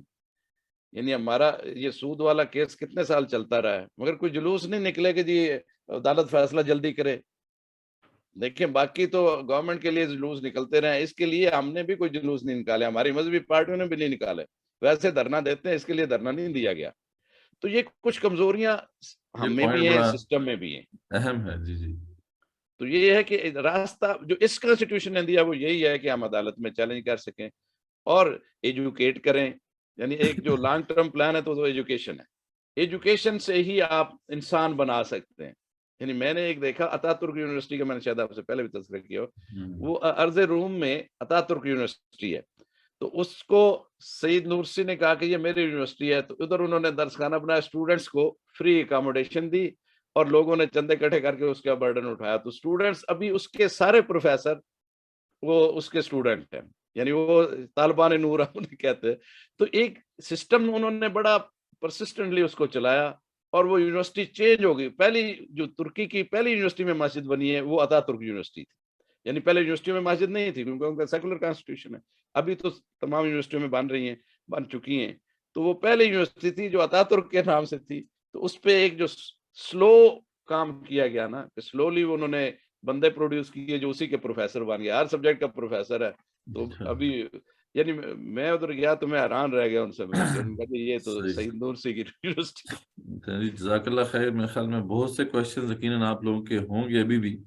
ابھی تو یہ ٹاپک بہت بڑا ہے، بڑا وسیع ہے، مختلف اس کی ڈائمینشنز ہیں. تو انشاءاللہ ہم پروفیسر صاحب کو دوبارہ بھی مدعو کریں گے. ڈیفینیٹلی یہ جو باتیں اب ہمارے سامنے آئی ہیں کہ دیکھیں ایک لیٹر ہوتا ہے، ایک اسپرٹ ہوتا ہے لاء کا، اور پھر کانسٹیٹیوشن جو ہے وہ بھی ایک قسم کا لاء ہی ہے، لیکن یہ ہے کہ اس کی امینڈمنٹ اتنی آسانی سے نہیں ہو سکتی، یا اس کی جو پروویژنز ہیں ان پہ چیلنج کرنا ذرا تھوڑا ایک مشکل معاملہ ہوتا ہے. لیکن بہرحال ہمارے ہاں فیڈرل اسٹیٹ کورٹ ایک ایسا پلیٹ فارم موجود ہے جہاں پہ ہم نہ صرف جیسے پروفیسر صاحب نے کہا کہ ہم لاز کو چیلنج کر سکتے ہیں، ہم ایکشنز آف دا گورنمنٹ کو بھی چیلنج کر سکتے ہیں. یعنی یہ بہت بڑی بات ہے. یعنی ہمیں اپنی پاورز کا پتہ ہونا چاہیے. ہم بطور سٹیزن آف پاکستان وہاں جا سکتے ہیں. اس کا بھی انشاءاللہ ہم کوشش کریں کہ وہ ایک ٹیوٹوریل جو ہے وہ کروا دیں کہ بھی اگر کسی نے جانا ہے تو وہ کس طریقے سے جو ہے وہ وہاں جا سکتا ہے. تو یہ چیزیں بھی ہوں گی انشاءاللہ. باقی بہت سے ٹاپکس ہیں. ایک تو یہی بات ہے کہ رائٹس کیسے اسٹیبلش ہوتے ہیں ہمارے کانسٹیٹیوشن میں، ان کے بارے میں بھی شعور ہمیں ہونا چاہیے. اس میں ظاہری بات ہے جو اسلام جو رائٹس جو اسٹیبلش کرتا ہے وہ کیا ہیں، اور جو ویسٹ کا تصور رائٹس ہے وہ کیا ہے. اس پہ ہم ایک پہلے کر چکے ہیں پوڈ کاسٹ ڈاکٹر زاہد بخاری صاحب کے ساتھ، لیکن فرام لیگل پرسپیکٹو جو ہے وہ انشاءاللہ یہ بھی پروفیسر صاحب سے ہم نے ایک سیشن کرنا ہے انشاءاللہ. جیسا کہ آپ کے سامنے میں نے بتایا کہ بہت سی چیزیں جو ہیں وہ تشنہ رہ گئی ہیں، تشنگی ہے اس میں. تو انشاءاللہ دوبارہ ایک اور سیشن بھی ہم کریں گے، اور ہم ریکویسٹ کریں گے پروفیسر صاحب کو کہ اس پہ خاص طور پہ فوکس کریں کہ یہ جو معاملہ ہے کہ امپلیمنٹیشن نہیں ہو پا رہی، اور بتائیں کہ کہاں کہاں پہ اسپرٹ کے مطابق فیصلے ہوئے اور وہ پریزیڈنٹ سیٹ ہوئی، وہ بھی ایک ہمارے لیے ایک اہم اثاثہ ہے. اور کہاں کہاں پہ یہ اسپرٹ کے خلاف ہوئے اور موجود ہیں پڑے، وہ بھی ایک پریزیڈنٹس کے طور پہ موجود ہیں، ایسے فیصلے بھی موجود ہیں. تو ان کے اوپر بھی تھوڑی سی روشنی ڈالیں تاکہ اسلامائزیشن آف کانسٹیٹیوشن یا اسلامائزیشن آف لاء کے حوالے سے ایک لایا عمل کچھ ہمارے سامنے آ سکے. تو انشاءاللہ آپ سب لوگوں کا بہت شکریہ. آپ نے بڑی تحمل کے ساتھ جو ہے یہ طویل سیشن اٹینڈ کیا. انشاءاللہ اس کی ریکارڈنگ جو ہے وہ اویلیبل ہو جائے گی. اگین اس کی پوسٹ پروڈکشن کے بعد جو ہے وہ دی ریوائول اسٹوڈیوز کے یوٹیوب چینل پہ بھی آ جائے گی، اور جو ہمارا فیس بک ہے اس پہ بھی آ جائے گی. آپ ان چینلز کو ضرور سبسکرائب کیجئے تاکہ اس طرح کے سیشنز جو ہیں وہ آپ کو میسر آتے رہیں، اس کی نوٹیفیکیشن آپ کو ملتی رہے. پروفیسر صاحب بہت شکریہ آپ کا بھی، آپ نے ٹائم نکالا اپنے قیمتی وقت میں سے اور ایک ہمیں انلائٹن کیا بہت سی. جی تو انشاءاللہ اٹس دا بگننگ انشاءاللہ، اور بہت سے انشاءاللہ پوڈ کاسٹ صاحب ڈاکٹر صاحب پروفیسر صاحب کے ساتھ ہم کریں گے انشاءاللہ. تو جزاکم اللہ خیر. وآخر دعوانا الحمدللہ رب العالمین.